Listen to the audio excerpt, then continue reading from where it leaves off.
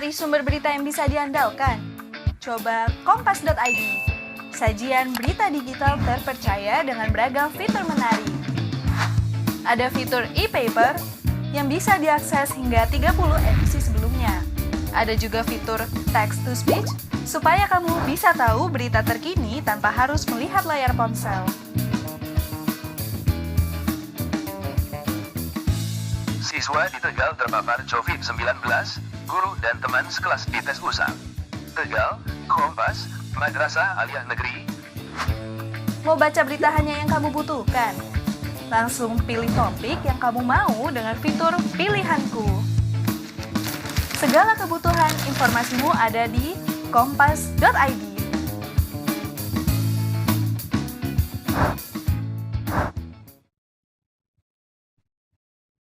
Assalamualaikum warahmatullahi wabarakatuh. Salam sejahtera untuk kita semua. Om Swastiastu. Salam kebajikan. Selamat pagi. Sugeng Enjang, Sugeng Rawuh datang Omah Petro dalam menghadiri acara Festival Anak Bajang 2021. Tepuk tangan untuk kita semua yang hadir di tempat ini. Ya, senang sekali rasanya kita semua dapat berkumpul di tempat ini dalam keadaan baik dan sehat meskipun masih dalam kondisi terbatas, mengingat saat ini kita masih merayakan Festival Anak Bajang 2021 dalam kondisi pandemi COVID-19 yang mana harapannya memang meskipun dilakukan secara terbatas, kita semua duduk dalam jarak dan juga masih harus menggunakan masker serta sedia hand sanitizer 24 jam. Tapi semoga kita semua dapat berbahagia di tempat ini, dapat bercerita bagaimana pengalaman kita, terutama setelah membaca dari sesi 1 dan juga sesi 2 yang mengenai novel dari Anak Bajang yang sudah dikaryakan oleh Romo Sindunata. Semoga memang kita selalu dalam keadaan sehat, karena memang kegembiraan juga menjadi imun utama kita dalam menolak bala, dalam menolak COVID-19. Sekali lagi boleh tepuk tangannya atas kehadiran Bapak Ibu yang ada di sini. Sebelumnya kami juga mengucapkan terima kasih atas kehadiran dan kami juga mengucapkan selamat datang atas waktu yang juga diberikan. Kami mengucapkan terima kasih. Tentu acara ini tidak akan terselenggara dengan baik dan juga kurang berkesan tanpa kehadiran Bapak Ibu. Sambil menunggu kehadiran, kami juga akan mengucapkan nantinya selamat datang kepada Direktur Jenderal Kebudayaan, Ditjen Kebudayaan Kementerian Pendidikan Kebudayaan Republik Indonesia, Dr. Hilmar Farid, Staf Khusus Presiden Sukardiri Nakit, Wakil Bupati Sleman Bapak Danang Maharsa, dan juga Managing Editor Gramedia Pustaka Utama Bapak Andi Tarigan. Kami ucapkan selamat datang kepada yang terhormat Wakil Pemimpin Redaksi Harian Kompas, Bapak Triagung Kristanto, selamat datang. Kepada yang terhormat Provinsial Jesuit Indonesia, Romo Beni Juliawan SJ, selamat datang. Penulis Anak Bajang, Romo Sindunata, terima kasih Romo. Dan kami juga mengucapkan selamat datang kepada Kepala Museum Anak Bajang, Ibu Roma Dwi Arya, Kepala Dinas Kebudayaan Daerah Istimewa Yogyakarta, yang juga sampai hari ini masih kita tunggu kehadirannya, Ibu Dian Laksmi Pratiwi, Kepala Dinas Kebudayaan Kabupaten Sleman, Bapak Aji Wulantara, dan kami juga mengucapkan terima kasih atas waktu yang diberikan dan kedatangannya di hari Senin ini kepada yang terhormat Panewon Pakem, Bapak Rahmat Harinawan, terima kasih atas kehadirannya Bapak. Yang terhormat Kapolsek Pakem, Kompol Nuning, terima kasih kehadirannya Ibu. Kemudian kepada yang terhormat dan Ramil Pakem, Kapten Kusno, selamat datang Pak, terima kasih atas kehadirannya. Dan juga Lurah Hargo Binangun, Bapak Amin Sujito, terima kasih atas kehadirannya Bapak. Acara ini dikemas secara hybrid melalui luring dan juga daring. Jika boleh berkenalan, saya Valentina Sitorus yang akan menemani para hadirin untuk bersukaria menikmati acara yang sudah kami persiapkan tentunya, dan juga sudah tergabung bersama kami melalui daring begitu bersama juga teman-teman yang sudah tergabung dalam aplikasi Zoom, yang mana memang kabarnya sudah banyak sekali yang mengikuti acara ini secara daring dari seluruh penjuru negeri, dari Aceh hingga Papua. Kita juga akan menyapa Mbak Tri Sukma Dewi atau yang sering dipanggil Mbak Dewi. Selamat siang Mbak Dewi dari Jakarta. Jadi boleh diceritakan kepada kita semua yang hadir di tempat ini, siapa saja atau ada berapa nih peserta yang sudah tergabung dengan kita semua meskipun secara daring. Iya, halo Valen, terima kasih. Tadi juga aku sudah menyapa-nyapa ya Valen ya. Jadi sekarang peserta yang hadir di Zoom kita itu ada 275 orang dan teman-teman di sini juga sangat antusias karena sudah dari tadi nih nunggu ya. Dan semoga acara di Omah Petruk berjalan lancar dan teman-teman di sini masih semangat juga. Gitu Valen. Oke, berarti nanti memang masih menunggu juga, masih akan banyak teman-teman yang akan bergabung dalam acara Festival Anak Bajang 2021 melalui daring dan tentu juga supaya menjamin kelancaran ketika acara Zoom ini sedang berlangsung dan juga secara langsung ini sedang dilaksanakan. Nanti juga mungkin boleh menambah ya Mbak Dewi sejumlah aturan yang mungkin bisa dipatuhi oleh teman-teman yang tergabung dalam Zoom. Ini memang peserta Zoom akan dibisukan supaya tidak mengganggu acara kita yang ada di tempat ini. Kita cukup mendengar suara-suara dari alam ini ya, suara burung berkicau dan juga bagaimana sejuknya kondisi di Omah Petruk ini. Kemudian peserta nanti juga dapat menyampaikan pertanyaan kepada narasumber via kolom chat, begitu ya Mbak Dewi? Iya, Dan betul. pada sesi diskusi juga kita akan membuka pertanyaan daripada teman-teman yang tergabung dalam aplikasi Zoom supaya nanti semua dapat terlibat dalam acara Festival Anak Bajang 2021 ini.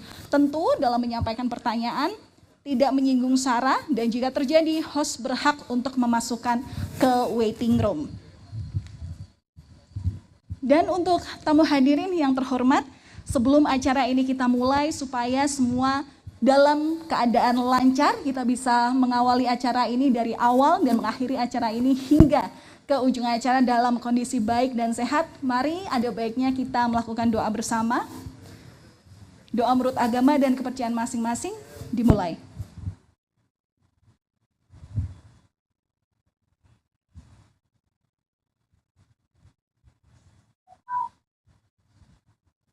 Doa selesai. Baik, acara ini terorganisir atas kerjasama Harian Kompas, Penerbit Gramedia Pustaka Utama, Museum Anak Bajang, Yayasan Basis, Omah Petruk, dan Bentara Budaya Yogyakarta, serta didukung oleh Dinas Kebudayaan Daerah Istimewa Yogyakarta, Pemerintah Kabupaten Sleman, Forum Komunitas Museum Sleman. Dan juga acara ini akan disiarkan secara langsung melalui live streaming di platform seluruh media sosial dari seluruh media Kompas Gramedia. Sekali lagi boleh tepuk tangan untuk kita semua yang hadir di tempat ini supaya ada gerak di tubuh kita karena memang kita harus banyak gerak meskipun hanya di tempat dalam kondisi terbatas, namun yang penting adalah pesan bahagia yang terus harus tersinar di wajah kita karena dari kebahagiaan itulah kita dapat menghasilkan imun terbaik untuk menolak COVID-19 hadir di tengah-tengah kita. Baik, Festival Anak Bajang 2021 nantinya banyak rangkaian acara yang sudah kami siapkan untuk teman-teman yang bergabung lewat aplikasi Zoom dan juga para hadirin yang hadir di tempat ini, yakni kita akan mengawal ada peresmian museum, pembukaan pameran lukisan Sukrosono, peluncuran cerita bersambung Anak Bajang Mengayun Bulan, peringatan 40 tahun Anak Bajang Menggiring Angin, pertunjukan tari, dan bincang buku serta pementasan wayang Sumantri Ngenger.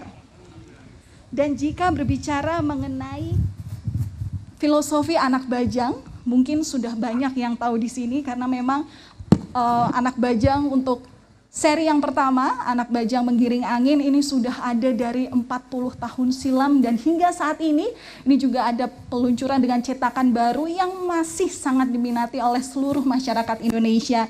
Dan jika kita harus berbicara mengenai apa filosofi Anak Bajang itu, sosok pewayangan dalam novel Anak Bajang Menggiring Angin karya Sindunata tentu dapat dipandang sebagai representasi buruk rupanya dunia saat ini. Dunia yang ditelanjangi pandemi, tetapi sekaligus dunia yang penuh perjuangan akan solidaritas menuju harapan baru. Kami ucapkan selamat datang kepada yang terhormat Direktur Jenderal Kebudayaan, Ditjen Kebudayaan Kemendikbud RI, Bapak Dr. Hilmar Farid. Selamat datang Bapak, terima kasih atas waktu yang sudah diberikan. Baik, sebelum kita menuju ke acara berikutnya, kita akan juga memberikan penampilan.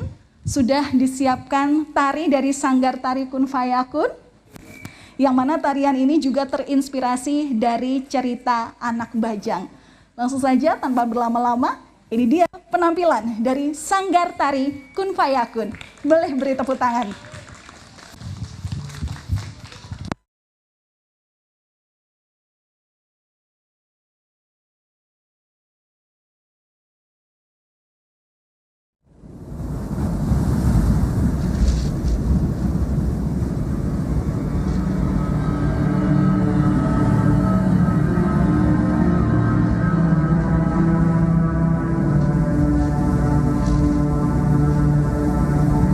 Merambat rendah di pelataran kembang kenanga. Perempuan-perempuan tertidur kesepian di jalan menuju Taman Argasoka. Berpijar-pijar bulu matanya, pijaran tangis bunga rangi. Ada sungai dengan mega-mega bergemericik dengan darah anak perawan yang telah hilang kesuciannya. Betapa malang kau selir-selir Rahwana. Sepi berjalan menyulamkan bayang-bayang. Di Taman Argasoka, Dewi Sinta sedang membilang angin yang tak mau menanggalkan musim-musim. Sedu-sedan bunga Padma, sejuta seroja belum terbuka keropaknya. Ditarik kuda-kuda kencana, harapan sang Dewi sudah menyentuh sandaran langit. Tapi mampukah sang Dewi terbang dengan sayap kupu-kupu yang terluka?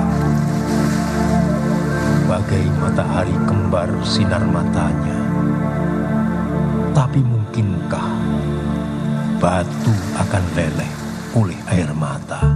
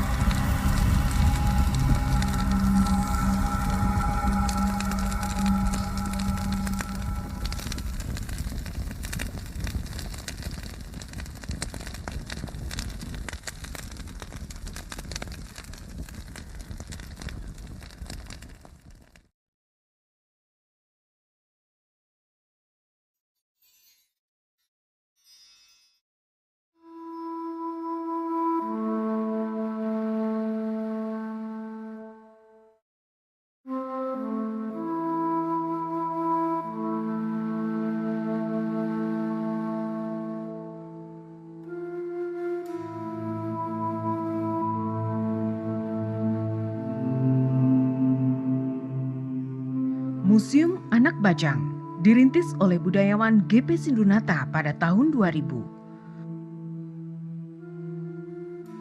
Museum memiliki koleksi karya-karya jurnalistik, seni, dan budaya. Berdirinya Museum Anak Bajang mencerminkan kepedulian dan sumbangan seniman, budayawan, dosen, jurnalis, serta kelompok-kelompok lainnya.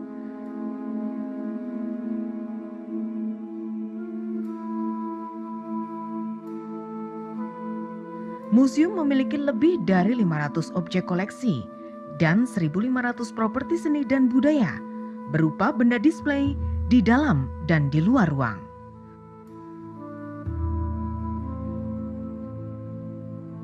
Koleksi dan properti adalah sumbangan dari sekitar 100 seniman seniwati di seluruh Indonesia. Museum Anak Bajang selama ini mendapatkan dukungan dari berbagai pihak, di antaranya Bentara Budaya, Grup Kompas Gramedia, Pemerintah Kabupaten Sleman, Pemerintah Daerah Istimewa Yogyakarta, khususnya Dinas Pendidikan dan Kebudayaan, serta dari beberapa perguruan tinggi di Yogyakarta. Museum Anak Bajang ini saya kira terjadi sebagai sebuah kebetulan, tetapi juga bisa dikatakan sebagai buah dari perjalanan yang sangat panjang. Dalam ingatan saya sama sekali tidak ada bayangan bahwa akhirnya di Omah Petro ini ada museum. Dulu masih rimba, terus kita berjalan pelan-pelan sesuai dengan kemampuan, tapi juga sesuai dengan kebaikan banyak orang yang para seniman atau siapapun yang akhirnya berprihatin terhadap tempat ini, dan mereka menyumbangkan karya, patung, ada candi, ada macam-macam ya tuh, sampai akhirnya menjadi tempat multikultural, multi agama ini. Jadi jangan dilupakan, sekali lagi ini bagian dari Omah Petro, tempat semua orang berkumpul dari kalangan apapun, tempat berkesenian dengan latar belakang apapun, tempat menghidupi seni tradisi. Nah, lalu ini makin digarisbawahi dengan keterlibatan begitu banyak orang, lalu dipikirkan sebaiknya dibuat sebagai museum dan kelihatannya layak untuk kemudian betul-betul perlahan-lahan diatur ke arah sana. Gitu.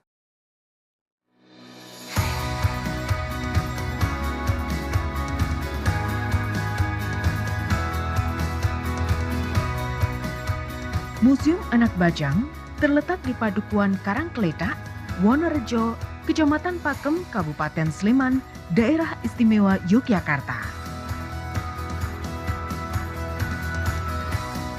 Museum terletak di Omah Petro, terdiri dari 6 bangunan. 6 bangunan museum tersebut adalah Kompleks Asram Anak Bajang, Kompleks Kapujanggan, Kompleks Sanggar Pamujan, Kompleks Panyarian, Kompleks Omah Petro, dan Kompleks Sekolai Petro.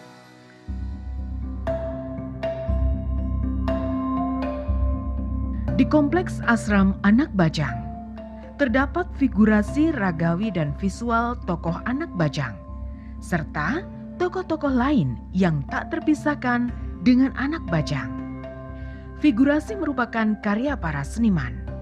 Dulu waktu si papi masih hidup, dia merasa dirinya itu wajah tapi bijaksana. Pada satu saat lukisan papi itu digulungkan pinggirannya, terus digulung dibawa keluar.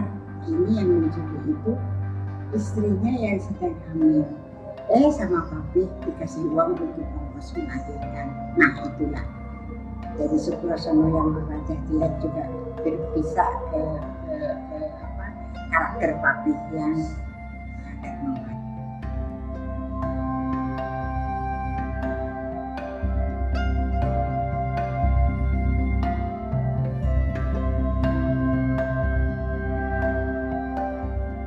Di Asram Anak Bajang juga terdapat ruang Sindu Sekul yang berisi koleksi Sindunata berupa tulisan-tulisan tentang filsafat, seni, jurnalistik, dan sepak bola. Tulisan-tulisan tersebut direspon oleh para seniman melalui ilustrasi dalam karya seni, khususnya seni rupa. Dan kami punya kekhasan tersendiri. Beberapa koleksi di ruang itu ya, ada lukisan begitu, kemudian ada buku. Nah, itu adalah simbol dari perpaduan antara intelektual dan seni dan budaya. Saya sebenarnya seorang wartawan, bukan budayawan.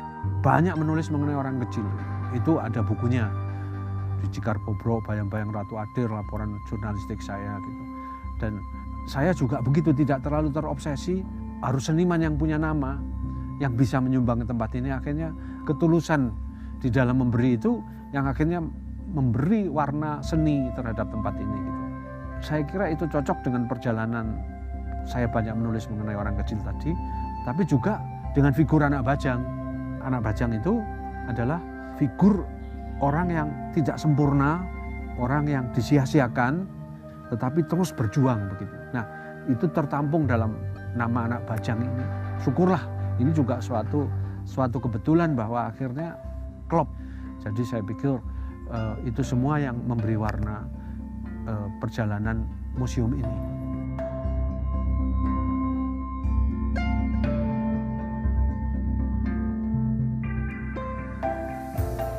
Kompleks Kapujanggan menyimpan koleksi dari majalah basis dan 3 sosok penting dalam perkembangan majalah ini, yaitu P.J. Zoetmulder, Nicolaus Driarkara, dan Dick Hartoko.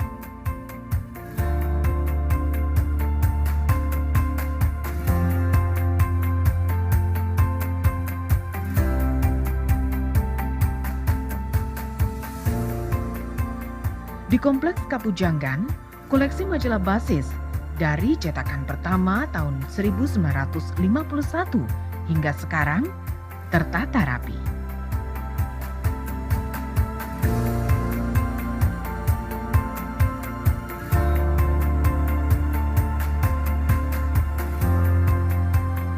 Kompleks Kapujanggan juga menyimpan benda-benda dari Franciscus van Lith, seorang misionaris Belanda yang mendirikan sekolah di Muntilan pada akhir abad ke-19.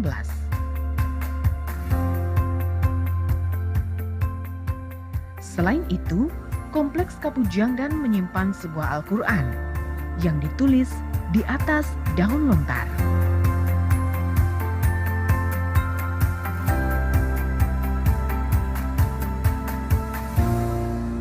Bagian lain Kompleks Kapujanggan adalah ruang Insulinde. Koleksi di ruang Insulinde didedikasikan untuk mereka masyarakat biasa dengan kehidupan sehari-harinya, antara lain tukang becak. Ada pangkalan becak basis untuk mengingatkan bahwa tukang becak pun ikut dulu membantu kami di dalam berkarya, karena kami tidak punya mobil waktu itu, zaman romodik diangkut pakai becak majalah itu, maka kami kenangkan di sana ada pangkalan becak basis itu.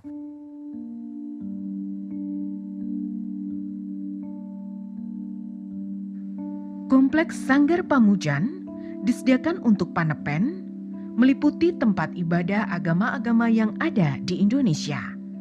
Secara keseluruhan, kompleks ini dimaksudkan sebagai simbol perdamaian Indonesia.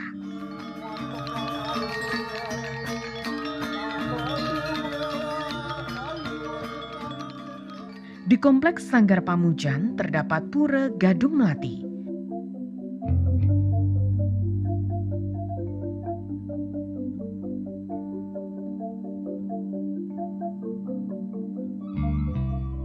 Panepen Mbok Turah,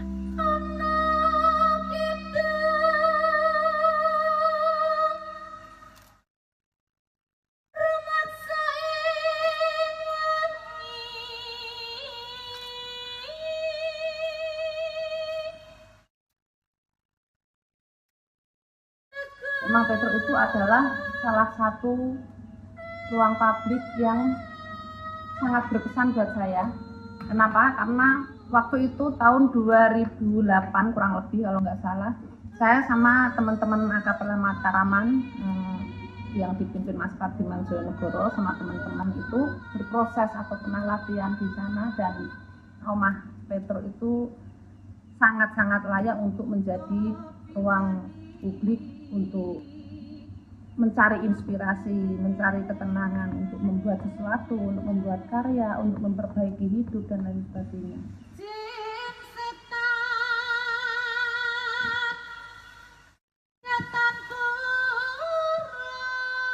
Nyiturah. Setiap ke situ tuh saya selalu mengalami hal-hal yang kadang-kadang tidak saya duga, kayak semacam ada ikatan batin gitulah. Saya melihat sosok Nyiturah itu, kalau saya umpamakan beliau ini orang hidup, sosok ibu yang suka mengayomi anak-anak kecil. Hal-hal itu yang mungkin jadi inspirasi saya, jadi semangat saya untuk melakukan hal yang sama. Candi Selamat.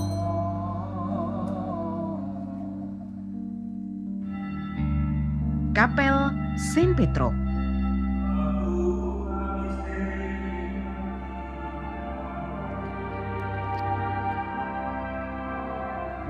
Di Kompleks Sanggar Pamujan juga terdapat kelenteng Bio Ciu Bah Petro.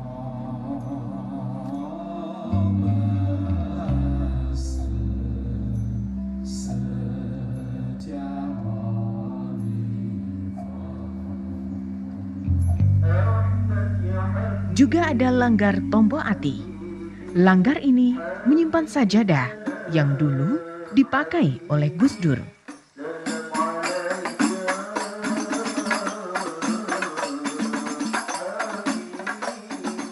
Kita membalas penghormatan yang telah diberikan oleh Romo Sindu kepada Gus Dur juga.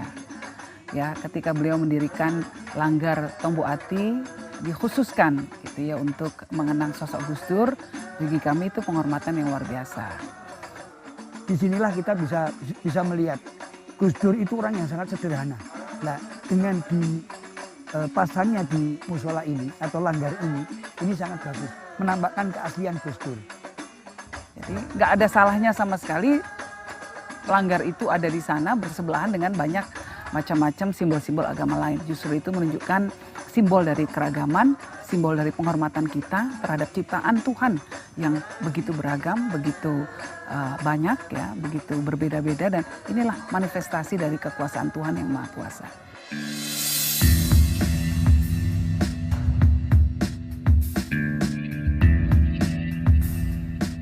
Di Kompleks Panyarian didedikasikan untuk para pekerja media dan dunia jurnalistik.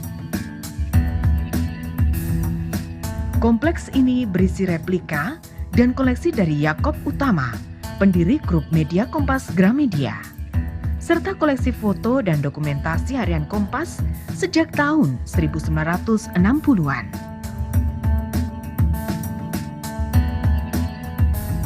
Dunia jurnalistik adalah sumber mata air, pangkal pengetahuan dan inspirasi kebudayaan. Hal ini tercermin di Kompleks Panyarian. Kompleks Panyarian menampilkan sumur Yakob sebagai salah satu koleksi luar ruang. Inspirasi sumur Yakob adalah rekam jejak kerja jurnalistik Yakob Utama sebagai pionir pers hati nurani rakyat. Sumur adalah lambang paling tradisional dari gagasan menimba humanisme dalam jagat pers.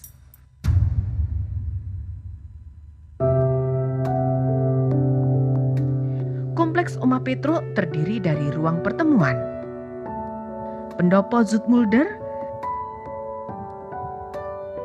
kafe Petro,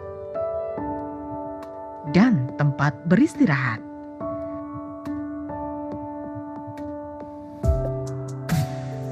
Kompleks Sekolah Petro merupakan perpustakaan dengan buku-buku untuk dibaca di tempat. Perpustakaan juga dilengkapi dengan ruang baca pendopo terbuka. Museum Anak Bajang memiliki tujuan edukasi, pengembangan seni, budaya, dan jurnalistik, serta mendukung kegiatan pariwisata alternatif.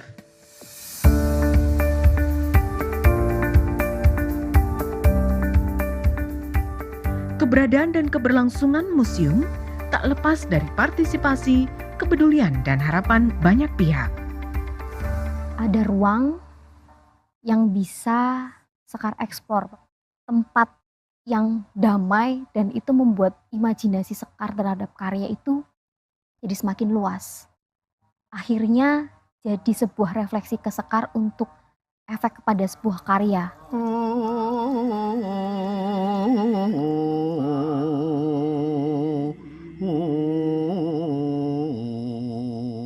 Katakanlah ini sebuah art ambience. Ruang itu sebenarnya untuk pendidikan dan kesenian. Nah, ruang ini saya kira akan sangat terdukung ya, karena banyak sekali kegiatan-kegiatan kesenian yang ada di sini. Seni tradisi, seni kontemporer, ya, tari, musik, dan macam-macam, bahkan juga upacara adat. Saya kira ini akan semakin memberikan sumbangan yang besar untuk masyarakat, karena pengetahuan tentang seni budaya itu benar-benar hadir dan hidup di sini. Museum Anak Bajang ini bukan hanya sekedar memajang, tetapi berpotensi menjadi sebuah living museum. Di Rumah Petru ya rumah rakyat menurut saya ya. Jadi Fatruh itu saya kira bergegas menuju sesuatu yang baik. Jadi anak bajang satu membawa satu lidi satu, sagah sanggup nyaponi jagat, yang satu membawa batok bolong, sanggup ngasat segara. Saya kira di era pandemi ini pas sekali bisa memberikan pencerahan kepada lingkungan. Yang kedua kali museum ini bisa mengedukasi. Karya seni tidak ada artinya ketika terputus dari masyarakat marginal.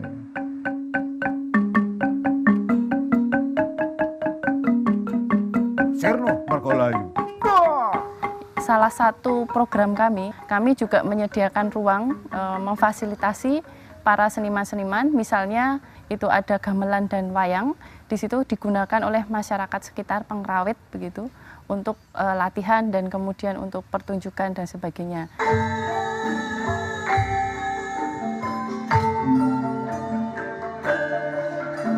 Program museum juga berupaya bersinergi dengan masyarakat sekitar untuk menumbuhkan kebudayaan.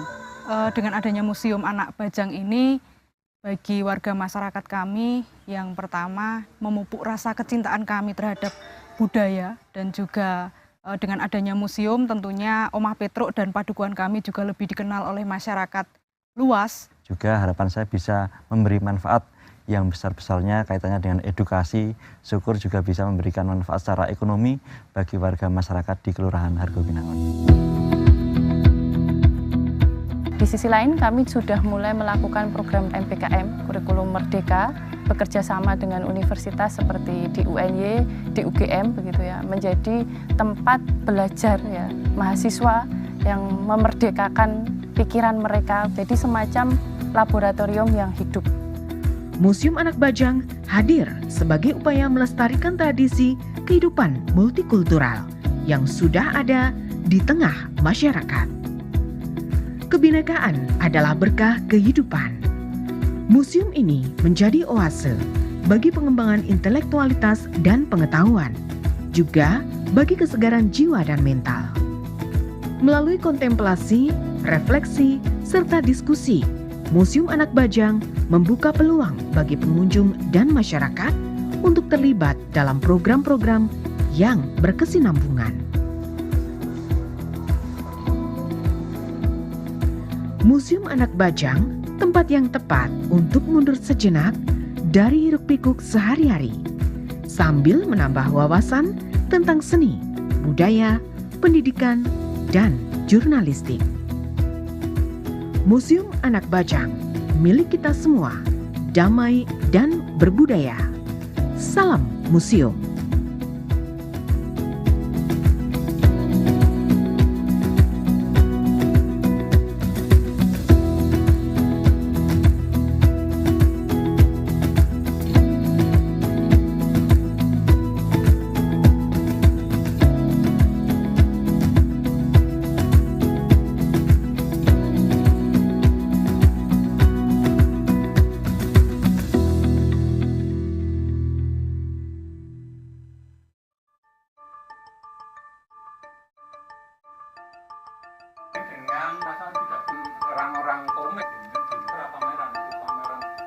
Akhirnya ada 3 atau 4 lukisan. Terus kesannya kan jadi sia-sia, saya mau itu untuk apa? Akhirnya tak sisain kayak sama Romo, saya bilang lukisan aja mau, nanti sekalian pameran tunggal.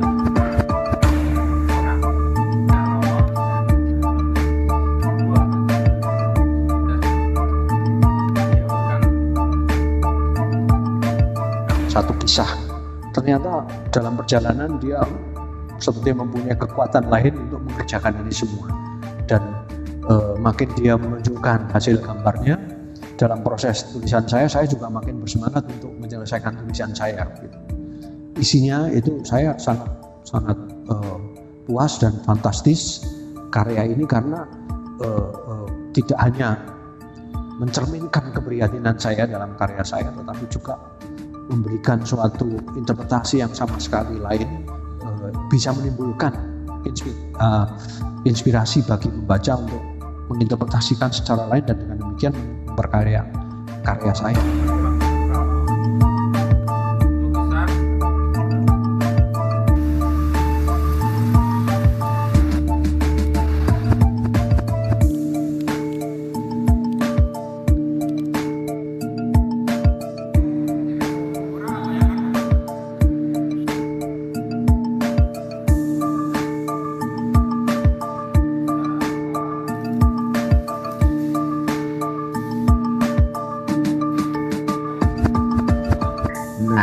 Dalam konteks lukisannya Susilo, Budi menurut saya adalah ruang itu dia lampaui. Dia membangun imajinasi tafsir yang dia genggam, kokoh, lalu dia mainkan. Lalu karena itu dalam pandangan saya lukisan-lukisan ini sebagian besar tidak terperangkap pada hanya sekedar memperjelas cerita. Bahkan lukisan ini juga menimbulkan cerita yang lain. Ini saya kira yang menarik dari lukisan.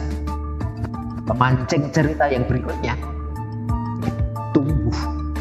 Nah, di situ menurut saya apa yang saya yakini lama itu kan cara merawat tradisi klasik tradisional ya dibongkar aja.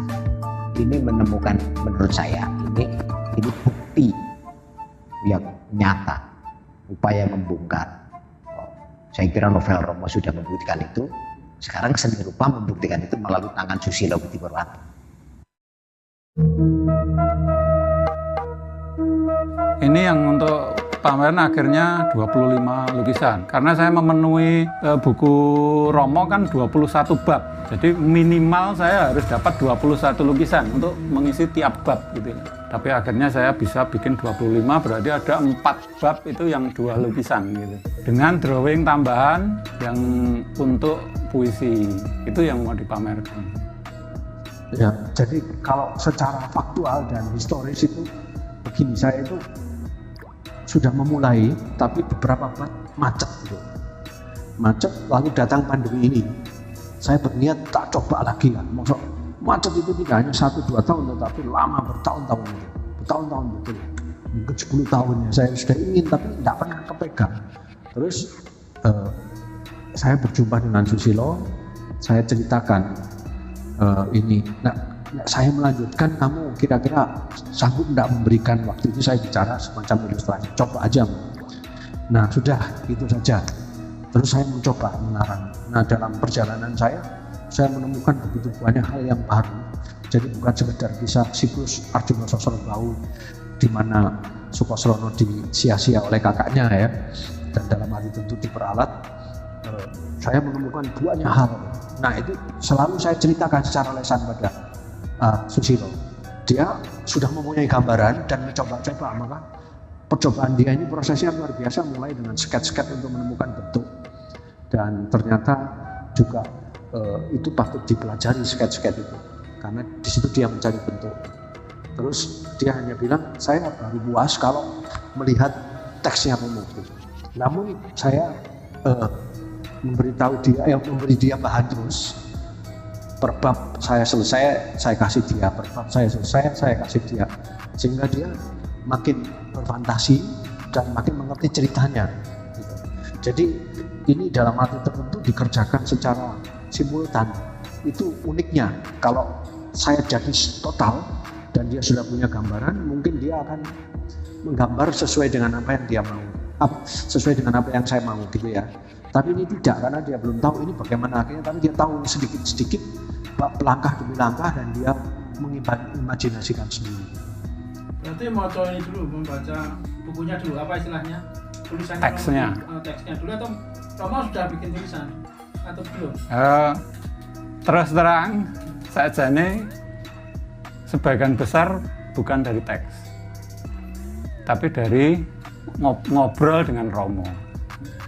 Tapi dari awal memang Romo itu membebaskan saya ya istilahnya. Sekarang kamu melukis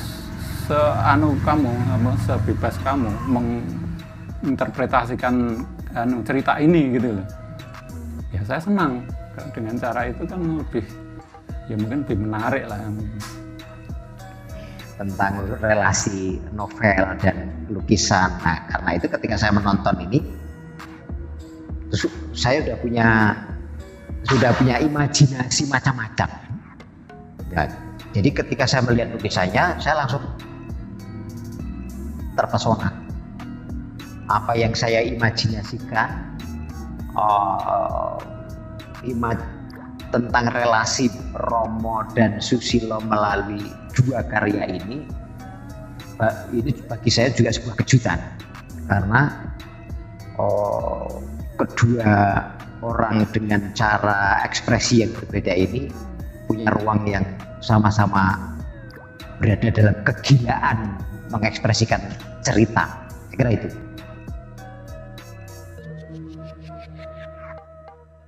Ya akhirnya ke rancangan kalau saya. Jadi bagaimana saya merancang wayang biar sesuai dengan keinginan saya. Dan selama ini kan saya ya studi, istilahnya mengamati tapi nggak mendalam ya istilahnya, bahwa bagaimana membuat wayang yang beda gitu lah. Kalau terus akhirnya saya temukan itu wayang golek, karena ini cocok dengan teknik melukis saya, karena 3 dimensi itu kan realis kan. Terus bagaimana menggabungkan dengan manusia biasa gitu. Terus akhirnya kan ya prosesnya itu sebetulnya sekitar tahun 2010-an lah. Saya pernah itu membuat acara pertama di Bentara, pameran Mirong Kampus Jinggo itu loh. Nah, itu pertama kali saya memadu antara orang dengan wayang golek itu. Nah, terus prosesnya terus berlanjut. Secara visual Susilo ini nakal. Tadi saya berseloroh kamu nakal, tapi sampai saya menggunakan istilah-istilah diksinya tidak tepat. Tapi maksud saya di sini, lukisanmu itu jengkel gitu.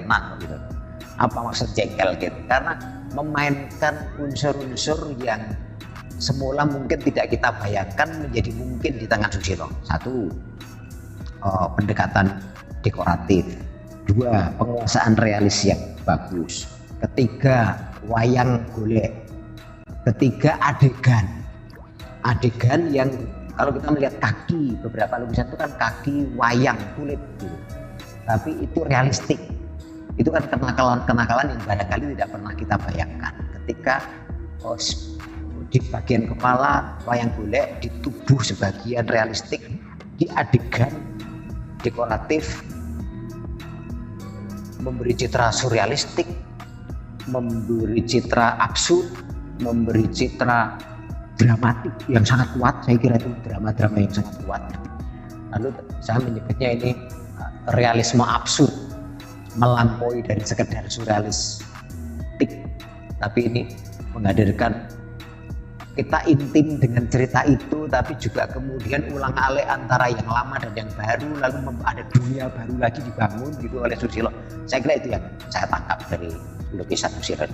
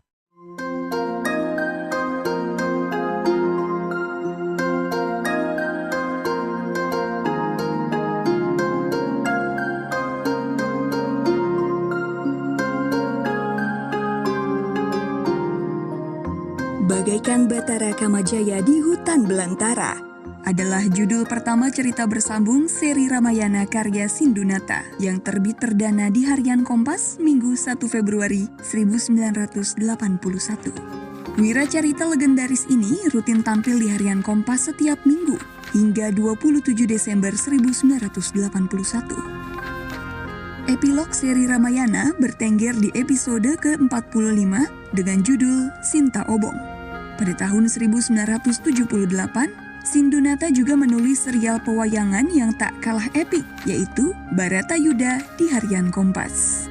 Pada tahun 1983, karya Sindunata ini terbit menjadi buku berjudul Anak Bajang Menggiring Angin oleh percetakan PT Gramedia.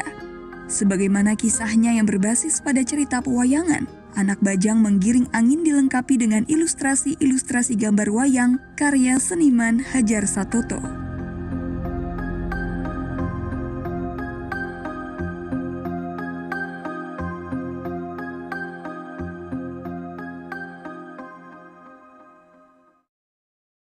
Bagi saya, untuk sekedar juga menjawab pertanyaan banyak pembaca, Anak Bajang itu siapa? Bagi saya tidak lebih terikat pada kisahnya, tetapi pada figur Anak Bajang ini yang memang dalam wayang pun juga tidak diterangkan dia itu siapa. Tetapi dalam bayangan saya dia adalah figur yang pada kenyataannya tidak sempurna, merindukan kesempurnaan. Nah, ini yang sebenarnya selalu menjadi buat saya menjadi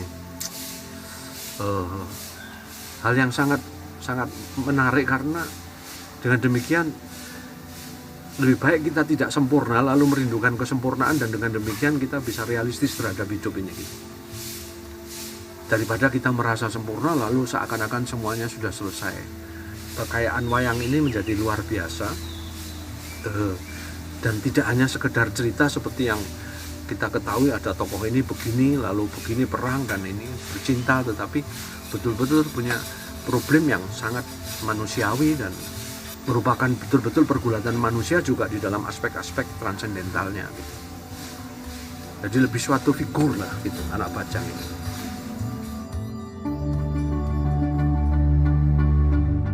Anak Bajang Menggiring Angin juga diterbitkan dalam bahasa Inggris dengan judul Herding the Wind pada tahun 2019. Sejumlah kegiatan pembacaan terhadap buku ini digelar. Salah satunya pada acara pentas baca Alengka Muram yang merupakan bagian dari buku Anak Bajang Menggiring Angin di Balai Sujatmoko Solo tahun 2010 lalu oleh sastrawan Landung Simatupang. Dalam Frankfurt Book Fair 2015 di Frankfurt, Jerman, novel ini juga dikupas lebih lanjut oleh penulisnya. Sekitar 13 tahun lalu, Sindunata bertekad untuk menulis kembali Banjaran atau kisah tentang anak bajang berdasarkan cerita pewayangan. Namun, setelah berulang kali mencoba, ia selalu gagal. Itu Anak Bajang yang pertama itu dilukis oleh teman-teman untuk agak sedikit didokumentasikan begitu. Lalu pada saat itulah saya mulai menulis dan kelihatannya kok lancar, saya sendiri tidak tahu bagaimana kok bisa lancar begitu. Nah, terjadilah naskah yang saya beri judul Anak Bajang Mengayun Bulan. Kalau ini sebenarnya cerita yang lebih tua daripada siklus Ramayana, ini saya ambil dari siklus Arjuna Sasrabau, Arjuna Sasrabau kalau dalam bahasa Jawa. Ini lebih perjalanan saudara, sepasang saudara yang satu jelek, yang satu tampan, yang betul-betul penuh problem, dan ya yang kalau dalam lakon itu disebut Sumantri Ngenger, lakon Sukosrono Sumantri. Saya dalam arti ini gembira karena yang pertama dulu lahirnya di Kompas, dan ini juga bisa dicerbungkan di Kompas. Edisi perdana cerita bersambung Anak Bajang Mengayun Bulan terbit hari ini, tanggal 27 September 2021 dan akan rutin terbit setiap hari hingga 150 episode ke depan. Seperti kelahiran pertamanya 40 tahun lalu di harian Kompas, kini anak Bajang secara tak terduga minta dilahirkan kembali di harian Kompas, tepat di hari ulang tahun pendiri Kompas Gramedia, Jakob Utama.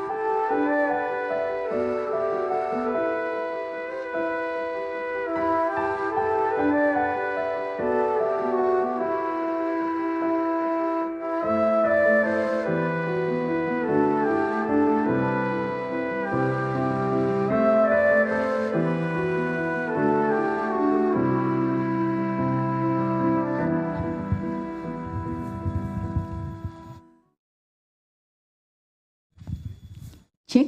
Baik, tepuk tangan untuk kita semua yang masih setia pada acara Festival Anak Bajang 2021. Tadi yang pertama kita sudah melihat penampilan dari Sanggar Tari Kun Fayakun, yang mana tariannya itu terinspirasi dari cerita Anak Bajang edisi pertama.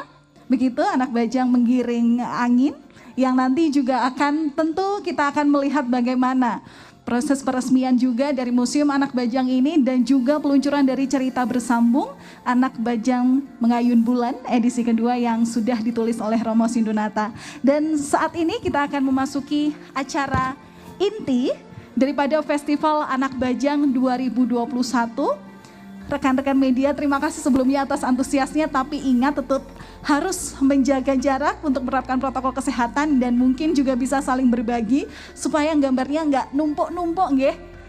Ya, jadi nanti kita akan ada serangkaian acara yang tentu juga patut kita simak di hari ini yang tak kalah penting. Bagaimana nanti peran daripada Museum Anak Bajang ini di tengah masyarakat yang memiliki nilai-nilai yang mungkin sangat baik diterapkan dalam kehidupan sehari-hari. Dan yang pertama akan ada penandatanganan prasasti Museum Anak Bajang oleh Dirjen Kebudayaan Republik Indonesia, Bapak Dr. Hilmar Farid. Kami persilahkan. Berikut juga spidolnya yang sudah disediakan, Bapak.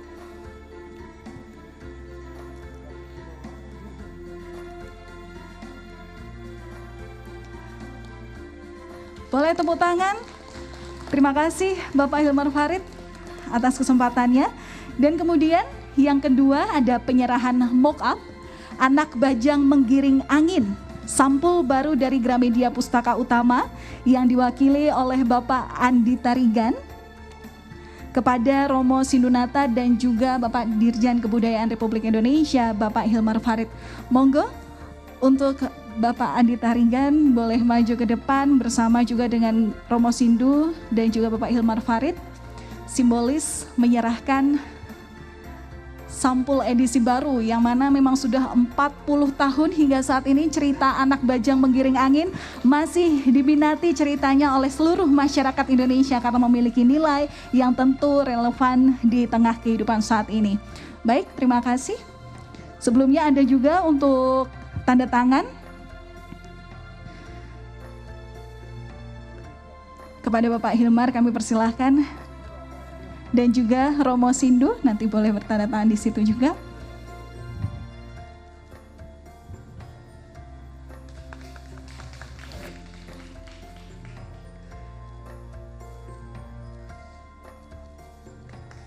Siap, baik, terima kasih. Baik, boleh diambil lagi spidolnya. Siap. Boleh kembali ke tempat, Romo Sindu, Pak Hilmar, dan Bapak Andi. Kemudian acara selanjutnya yakni peluncuran cerita bersambung harian Kompas Anak Bajang Mengayun Bulan dengan penyerahan cetak besar PDF yang hari ini sudah terbit di harian Kompas 27 September 2021. Boleh dibantu ke depan kepada yang terhormat Bapak Tri Agung Kristanto untuk bisa menyerahkan mock-up ini kepada Romo Sindunata dan juga kepada Bapak Hilmar Farid. Nanti setelah diserahkan baru dibuka oleh Romo Sindu dan juga oleh Bapak Hilmar. Jadi secara simbolis diberikan kepada berdua sekaligus juga dibuka. Boleh agak ke tengah, Bapak? Baik, dibuka bersama-sama.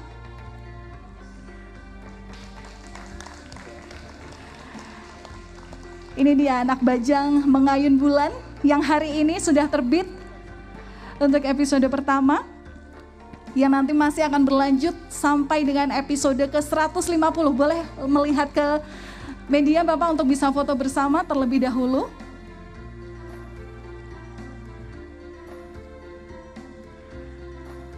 Iya. Baik, terima kasih. Untuk teman-teman panitia bisa sambil dibantu, boleh kembali ke tempat duduk lagi Bapak.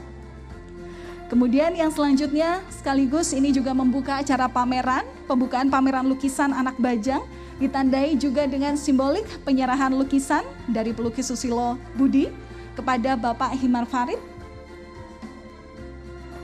Diwakilkan.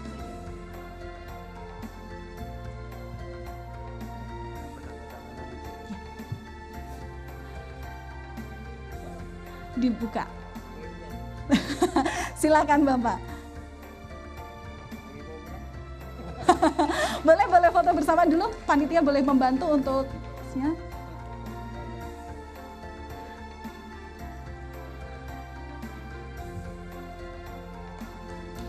Baik, terima kasih. Kemudian boleh tim panitia memberikan spidol juga karena Bapak Ilman juga akan kembali menandatangani daripada tanda sebagai membuka pameran tunggal dari pelukis Susilo Budi Purwanto.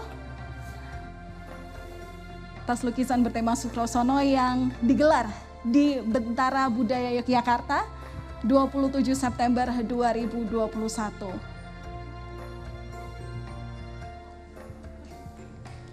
Baik, terima kasih. Boleh dibantu? Kemudian berikutnya adalah pemotongan tumpeng oleh Dirjen Kebudayaan Republik Indonesia. Kembali lagi-lagi kami mengundang Bapak Hilmar Farid untuk tidak capek ya untuk maju mundur karena ini acaranya memang sangat banyak tapi tentu sangat berkesan di kita semua. Kami juga akan mengundang juga kepada yang terhormat Ibu Lurah Hargobinangun atau Bapak Lurah Hargobinangun, Bapak Armin Sarjito. Kami undang untuk maju ke depan bersama juga Dukuh Wonorejo, Ibu Monika Esti, untuk kemudian menerima tumpeng yang dipotong oleh Bapak Hilmar Farid.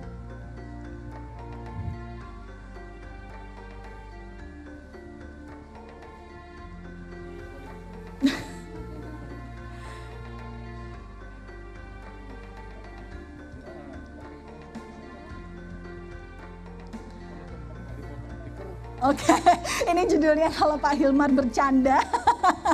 Ini gak dipotong tapi dikeruk. Boleh Pak, yang penting nanti diserahkan kepada Pak Lurah dan juga Bu Dukuh.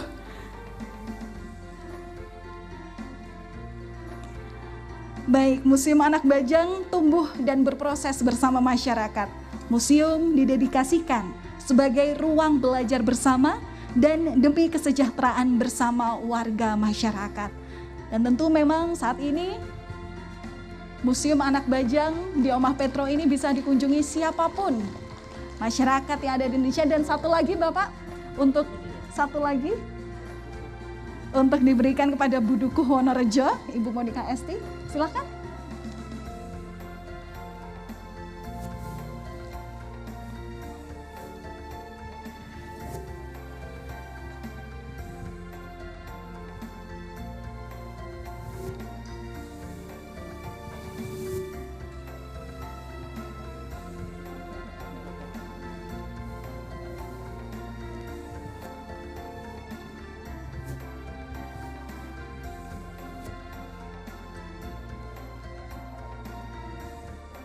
Boleh diberikan kepada Ibu Dukuh, Ibu Monika Esti, dan Bapak Hilmar bersama Pak Lurah dan Ibu Dukuh boleh ke tengah untuk bisa foto bersama juga biar bertiga begitu Pak. Pak Hilmar berada di tengah, siap, baik.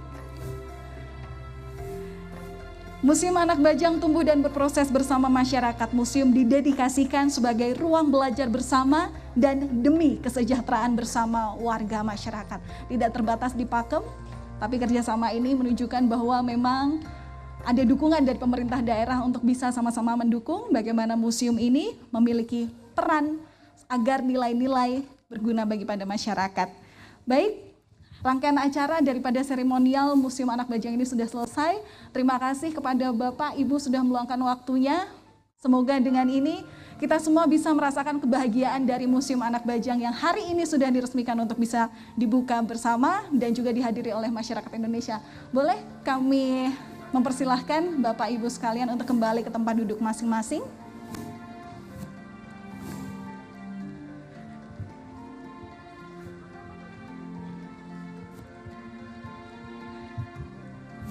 Rangkaian seremonial sudah selesai, namun rangkaian acara daripada Festival Anak Bajang 2021 masih akan digelar hingga nanti, karena masih ada beberapa acara yang tentu bisa kita lalui bersama dalam keceriaan bersama di Omah Petro Pakem Sleman, daerah istimewa Yogyakarta ini. Setelah ini nanti kita juga akan ada sesi diskusi, ada 2 sesi diskusi yang tapi sembari menunggu persiapan ini saya juga akan membagikan hadiah untuk para hadirin yang hadir di tempat ini. Hadiahnya nanti langsung akan dikirimkan dari tim Gramedia Pustaka Utama ke rumah masing-masing, tapi pertanyaannya atas kesukaan saya ya. Tapi tidak jauh juga daripada peresmian Festival Anak Bajang 2021 ini. Jadi mungkin sudah semuakah membaca edisi pertama Anak Bajang Menggiring Angin?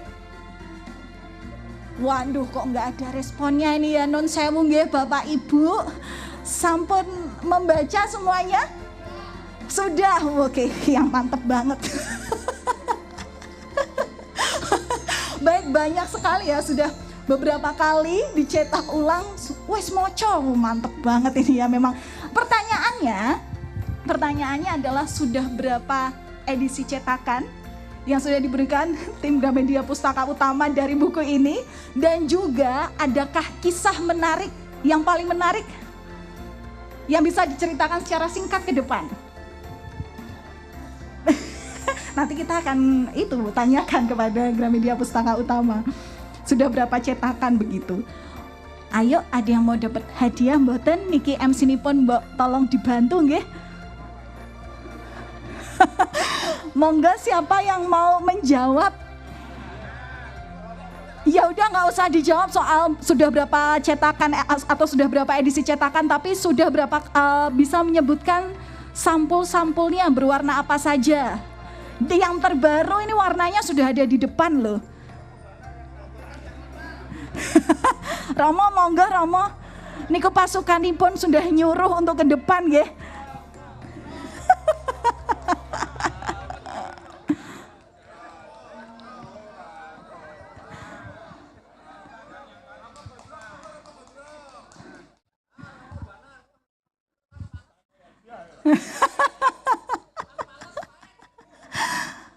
Romo Banar Sugeng Siang, Romo. Oh, apa itu Romo? Minuman sehat. Minuman sehat yang nanti mau dibagikan ke teman-temannya ya Romo ya, soalnya udah nggak rapi nggih. Oke Romo, jadi mungkin Romo bisa bercerita dari edisi yang pertama, Anak Bajang Menggiring Angin, apa yang paling berkesan dari cerita itu Romo? Ya.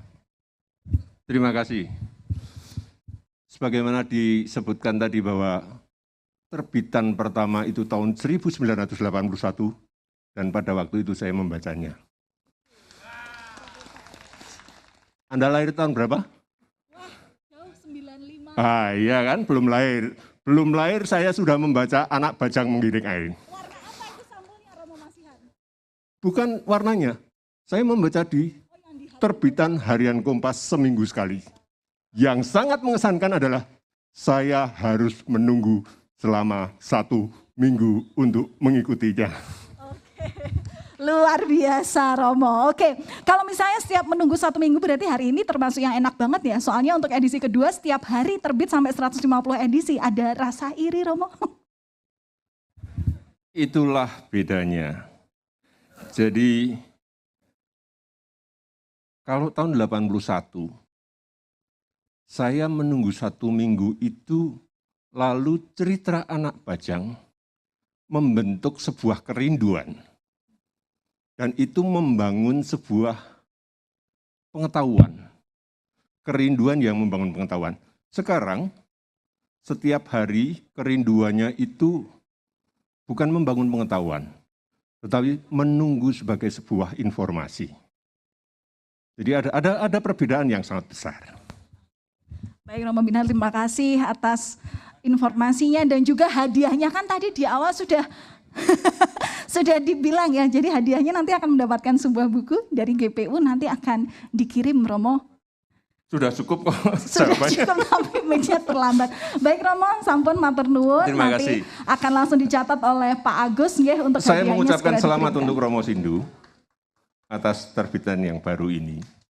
Karena sebagai bagian dari kerinduan saya untuk kisah anak bajang yang berikut, dan ternyata ini adalah Sukrosono Sumantri, sebuah wilayah pengetahuan dan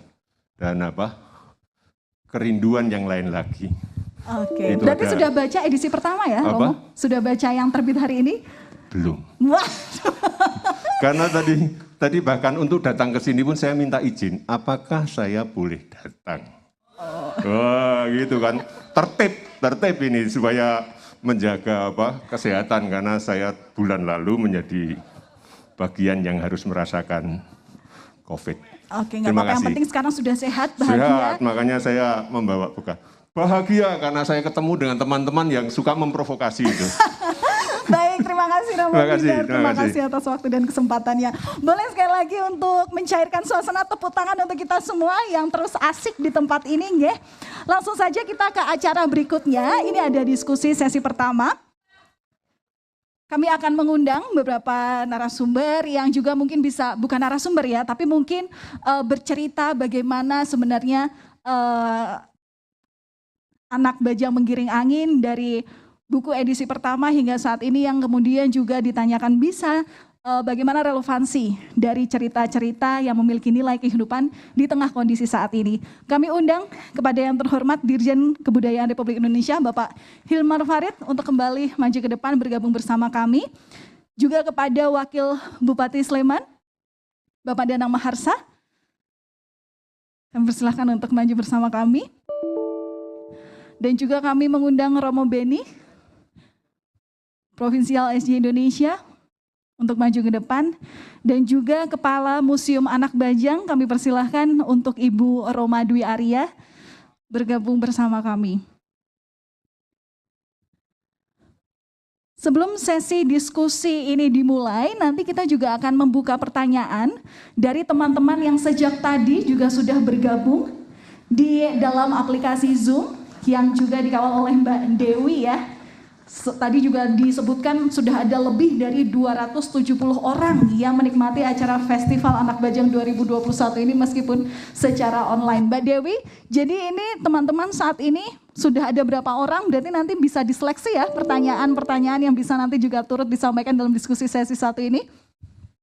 Iya Mbak Valen, jadi sekarang sudah ada 261 orang dan di kolom chat banyak banget yang memberikan selamat atas Festival Anak Bajang ini berlangsung untuk Romo Sindu. Banyak sekali Mbak Valen, jadi excited sekali teman-teman yang ada di Zoom. Ada juga banyak pertanyaan, nanti akan kami pilih, lalu saya akan bacakan untuk Mbak Valen tanyakan ya. Oke, baik. Nanti akan ditunggu Mbak untuk pertanyaannya. Berarti teman-teman yang secara antusias mengikuti acara sejak tadi boleh langsung mengikuti acara ini dan bertanya langsung pada narasumber yang ada di sini. Baik, tapi sebelum kita memulai acara diskusi sesi satu ini, Pak Hilmar, bolehkah kami meminta testimoni Bapak terkait dengan Festival Anak Bajang 2021 ini dan mungkin ada hal yang ingin disampaikan? Baik, terima kasih dan pertama-tama tentu selamat kepada Romo Sindu atas kembali terbitnya Anak Bajang Menggiring Angin. Ini saya pertama kali baca edisi bukunya. Saya nggak baca di koran karena saya nggak setua Romo Banar itu. Tapi bukunya itu memang sangat berkesan bagi saya dan menjadi semacam pintu masuk ke dalam karya-karya sastra sampai kemudian saya kejar ke Kawin Ramayana dan seterusnya karena karya beliau ini. Jadi selamat atas terbitnya dan berharap ini betul-betul menjadi seperti yang tadi Romo Badar katakan, sesuatu yang ditunggu-tunggu oleh masyarakat karena akan terbit secara bersambung ya kepada Kompas, dan terima kasih Kompas mungkin kesempatan juga kita gunakan untuk mendorong Kompas lebih besar lagi ruang sastranya. Ya. Nanti kalau ada kurang-kurangnya kita bisa bicara di belakang, pokoknya jadi dibesarkan.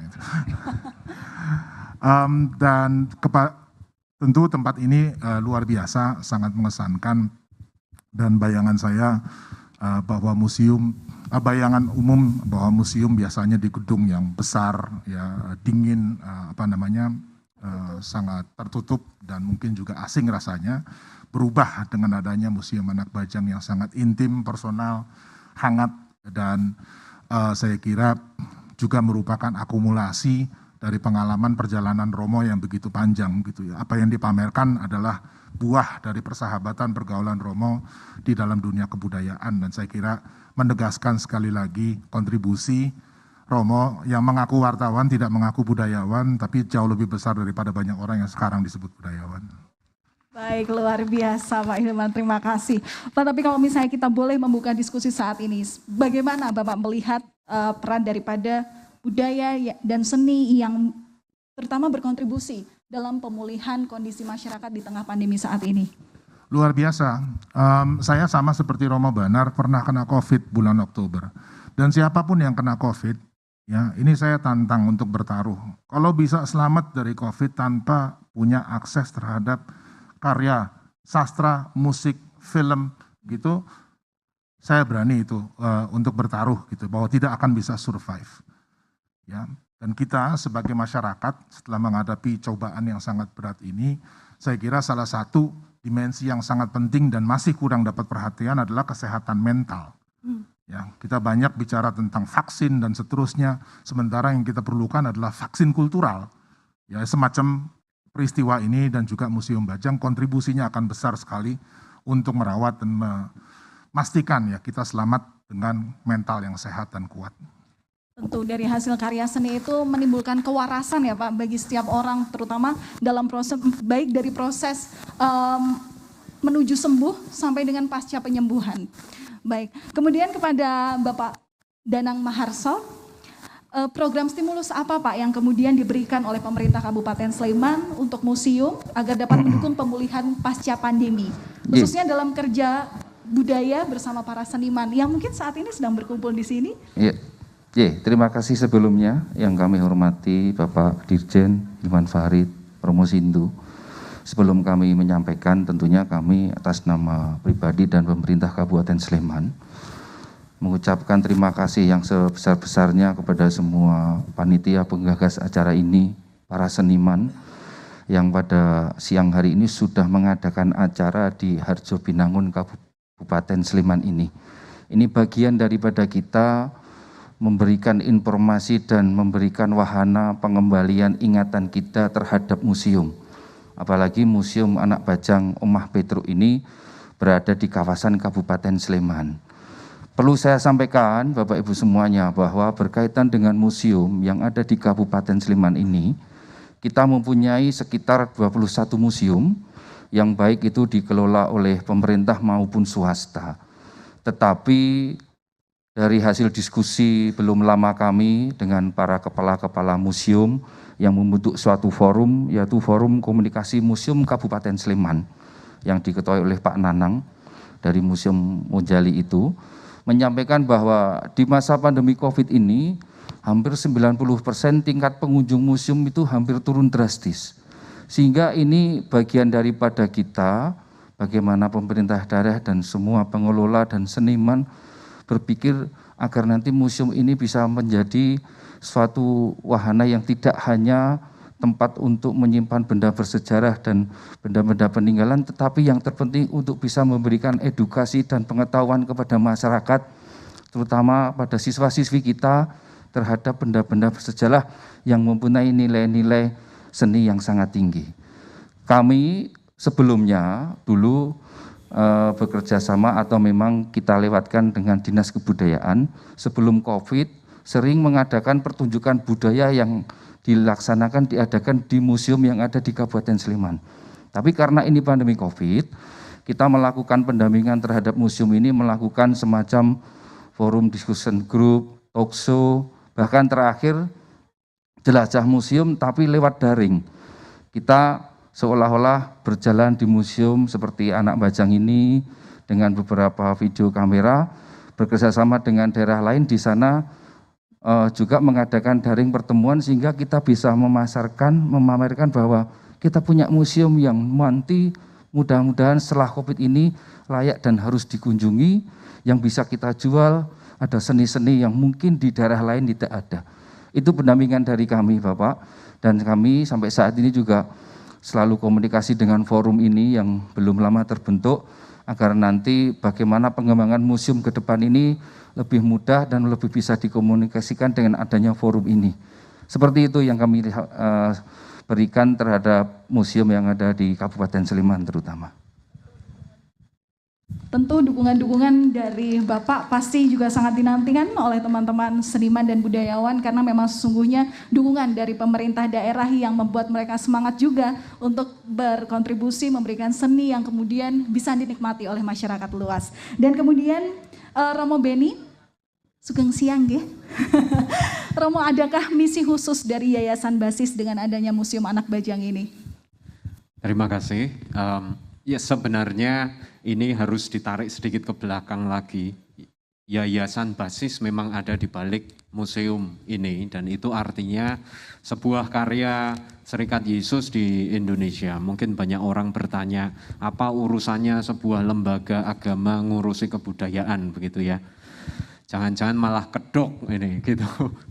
Tetapi kami percaya bahwa agama itu mestinya makin membuat manusia makin manusiawi.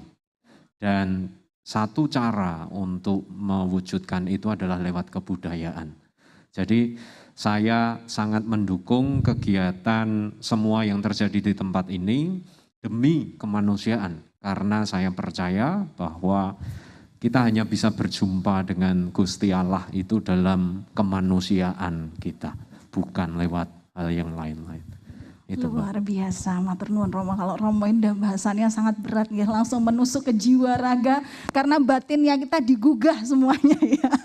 Baik, kemudian kepada Ibu Roma Dwi Arya, Kepala Museum Anak Bajang. Ibu, satu pertanyaan untuk Ibu, mengapa Museum Anak Bajang perlu untuk dikunjungi dan apa yang khas serta menarik dari museum ini? Baik, terima kasih. Ya, kami ini sebetulnya cuman meneruskan dari kebaikan hati orang-orang sehingga mewujud menjadi tempat ini, menjadi sebuah habitat bersama. Dan kami memang mengkonsepkan tidak mau menghilangkan ruh itu menjadi museum for community. Mungkin kalau dilihat kok pagarnya hanya pohon-pohon begitu ya.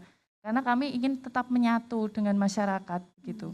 Jadi ada dua hal yang tidak ingin kami pisahkan, yaitu secara tangible dan intangible, bahwa kalau ke museum itu tidak hanya melihat benda mati, tetapi di situ ada komunitas-komunitas yang kemudian ikut menghidupkan, mewariskan, menginterpretasikan atas benda-benda itu untuk generasi berikutnya. Jadi kami ingin museum ini menjadi museum bersama begitu. Kemudian kami juga tidak melupakan bahwa tempat ini dulunya cukup historis ya. Banyak teman-teman yang melakukan kontemplasi di sini selain dalam bidang seni juga dalam bidang intelektual ya. Menulis misalnya. Jadi saat ini kami juga tadi bekerja sama dengan berbagai perguruan tinggi di Yogyakarta untuk menjadikan ini laboratorium bersama-sama. Terima kasih. Oke, baik, menjadikan laboratorium, mengajak para muda mahasiswa untuk bisa lebih mengenal apa budaya yang dihasilkan dari museum ini. Dan Mbak Dewi, secara online kita juga akan membuka pertanyaan, mungkin adakah yang sudah mengajukan ke Mbak Dewi, mungkin untuk narasumber yang ada di sini? Iya, Mbak Valen, sebelum aku membacakan pertanyaan dari teman-teman di Zoom, aku ingin membacakan juga kata-kata selamat dari teman-teman yang hadir di acara kita pada siang hari ini. Dari Bonaventura, Novisiat buat Romo Sindunata atas peresmian Museum Anak Bajang di Oma Petruk, Karangkatek, Hargo Binangun, Pakem. Nah, lalu untuk pertanyaannya ini Mbak Valen itu ditujukan kepada Pak Hilmar Farid. Pertanyaan adalah, setelah wayang dikukuhkan sebagai warisan budaya, bagaimana menggerakkan masyarakat agar mengenal, mengapresiasi, mendiskusikan wayang, baik sebagai karya sastra maupun seni pertunjukan. Hal ini mengingat sebagian besar masyarakat, khususnya generasi muda, cenderung melupakan wayang. Itu dia tadi pertanyaan pilihan dari teman-teman di sini. Oke, Pak Hilmar sudah mengerti ya Pak dengan pertanyaan yang panjang itu, dan juga itu kelihatan sekali menyimak karena memang kalau misalnya dilihat daripada cerita-cerita, daripada juga judul dan juga gambar dari cover Anak Bajang Menggiring Angin ini terlihat sangat wayang banget, dan mungkin memang anak-anak muda yang ada di generasi bawah saya Pak, kelahiran 95 sampai sekarang ya, mungkin itu kayak kurang tertarik begitu. Namun apa yang kemudian bisa menggugah mereka untuk kemudian membaca cerita ini, dan nilai-nilai apa sih yang sangat relevan untuk bagaimana mereka menyikapi hidup saat ini? Monggo Pak Hilmar. Baik, terima kasih. Jawaban singkatnya pendidikan. Ya. Jadi kalau dibuka jalannya anak-anak untuk bisa mengakses cerita wayang yang memang ditulis sudah ratusan tahun sebelum ini, jaraknya cukup jauh. Ya. Jadi kalau berharap anak-anak menghafal atau mengenali cerita-cerita wayang secara penuh hari ini, sementara pertunjukan-pertunjukan juga jumlahnya semakin berkurang, itu agak sulit. Ya. Saya mengambil pengalaman saya sendiri, ya. Saya tidak dibesarkan di dalam tradisi wayang. Pertama kali membaca Anak Bajang Menggiring Angin, ini jujur Romo, nggak ngerti. Ya. Dan kemudian apa yang menyelamatkan saya? Buku komik. Ya, karena itu yang menjadi langkah pertama, pintu masuk untuk bisa memahami karya-karya yang lebih sulit gitu. Jadi kalau ditanya metodenya apa? Ya metode yang bisa membuka jalan bagi anak-anak sehingga bisa menikmati wayang. Hal pertama. Kedua, ini agak panjang Romo, mohon maaf. Ini yang kedua, biasanya orang langsung mengambil filosofi wayang. Ya, tadi sudah dijelaskan banyak dengan kata-kata berat, ini makin mendung juga saya lihat ini karena kata-katanya semakin berat. Tapi intinya begini, cerita yang dituturkan Romo ini menarik bukan hanya karena pesannya, tetapi juga karena imaji-imajinya yang muncul gitu, dan itu kelihatan sekali di dalam lukisan-lukisan ini. Jadi jalan orang untuk mengenali atau akrab kembali dengan wayang itu sebetulnya cukup banyak. Tinggal dari kita yang lebih dulu lahir gitu ya, bisa memberi jalan bagi anak-anak untuk bisa mengikuti keasikan yang sama. Asik itu adalah kata kuncinya. Tanpa itu upaya untuk menanamkan itu pasti akan mental ya. Saya kira kita yang bergerak di pendidikan cukup kenal ya, upaya untuk menanamkan itu justru tidak berbuah gitu. Tapi kalau dia larut dalam keasikan, karya-karya dalam berbagai bentuknya, disitulah jalannya menjadi terbuka. Oke, baik, berarti memang sudah saatnya kita semua saling mendampingi anak-anak generasi yang paling muda supaya dapat mengerti sebenarnya cerita-cerita menarik apa. Karena sebenarnya untuk nilai kehidupan banyak sekali diperoleh dari pewayangan begitu ya Pak ya. Berarti memang peran pendidikan, peran guru di masa pandemi ini juga selain harus menguatkan bagaimana untuk tidak kehilangan learning loss anak-anak, tapi juga bagaimana untuk menyisipkan sedikit cerita, terutama nilai-nilai kehidupan yang bisa disisipkan supaya mereka juga lebih baik lagi, lebih beradab lagi hidupnya ke depannya, dan tentu juga kebijakan daripada sifat dari anak itu yang kemudian ingin kita raih juga, sebagaimana tolak ukur pendidikan itu berhasil di tengah masyarakat dan juga generasi anak muda. Terima kasih atas waktu yang sudah diberikan, atau mungkin masih ada hal-hal yang ingin disampaikan, tapi juga kalau untuk bicara sama Mbak Roma ya, ini kan kemudian kita ini bergerak di museum itu tantangannya besar di masa pandemi karena memang ada sejumlah aturan yang mungkin membatasi kita untuk bisa mobilisasi kemanapun museum ada, dan juga mungkin takutnya dengan adanya museum itu mengundang keramaian orang dan juga menciptakan kerumunan. Tantangannya sekarang adalah bagaimana menciptakan virtual tour begitu untuk bisa tetap museum itu tetap eksis di kalangan masyarakat. Seperti apa Mbak ke depannya kira-kira? Adakah kombinasi dan juga strategi khusus begitu untuk bisa dinikmati secara online, secara daring mungkin Museum Anak Bajang ini? Baik, jadi sebetulnya hari ini memang bertepatan ya, kami pilih sebagai hari lahir museum begitu. Tapi sebetulnya kami nanti baru buka mungkin tahun depan. Dan konsep kami tadi kan tidak melihat benda itu statis, tetapi harus dinamis. Jadi nanti kami punya banyak program yang sebetulnya kami tidak menerima kunjungan secara massal. Yang di sini adalah teman-teman yang benar-benar ingin belajar, ingin berefleksi diri ya dan sebagainya. Jadi nanti misalnya ya kami juga akan berkolaborasi dengan berbagai profesi ya, ada kalau tadi seniman lukis tetapi juga profesi. Misalnya kami punya ruang khusus becak itu karena orang kecil itu biasanya nggak punya sejarah gitu kan. Nah kami akan mengundang mereka untuk sharing knowledge, kemudian sharing experience kepada pengunjung tadi yang memang harus memesan dulu kepada kami. Jadi kami tidak menerima kunjungan massal gitu. Dan kalau teman-teman seniman memang dan komunitas lain yang bagian dari tempat ini yang sebelumnya atau nanti juga akan menjadi bagian, kami cukup terbuka mereka untuk berekspresi di ruang ini. Baik, tentu kita tunggu pembukaan museumnya di tahun depan supaya bisa diakses seluruh masyarakat untuk datang ke tempat ini menikmati bagaimana rimbunnya suasana di sini dan kenyamanannya ketika sudah menginjakan kaki di Omah Petruk ini. Mungkin ada yang ingin ditambahkan, Bapak Danang? Ya, tentunya kami ingin menambahkan, kami ingin berharap pendampingan dari beberapa stakeholder dan masyarakat, Pak Dirjen dan seniman, bahwa kami sampaikan tadi, tingkat kunjungan museum di Sleman ini sangat turun drastis, bahkan museum-museum swasta hampir gulung tikar, sehingga kami menginginkan nanti mungkin walaupun ini masih pandemi, tetapi kaitan-kaitan dan informasi dan juga informasi publik tentang museum ini harus kita gairahkan dan kita tingkatkan lagi.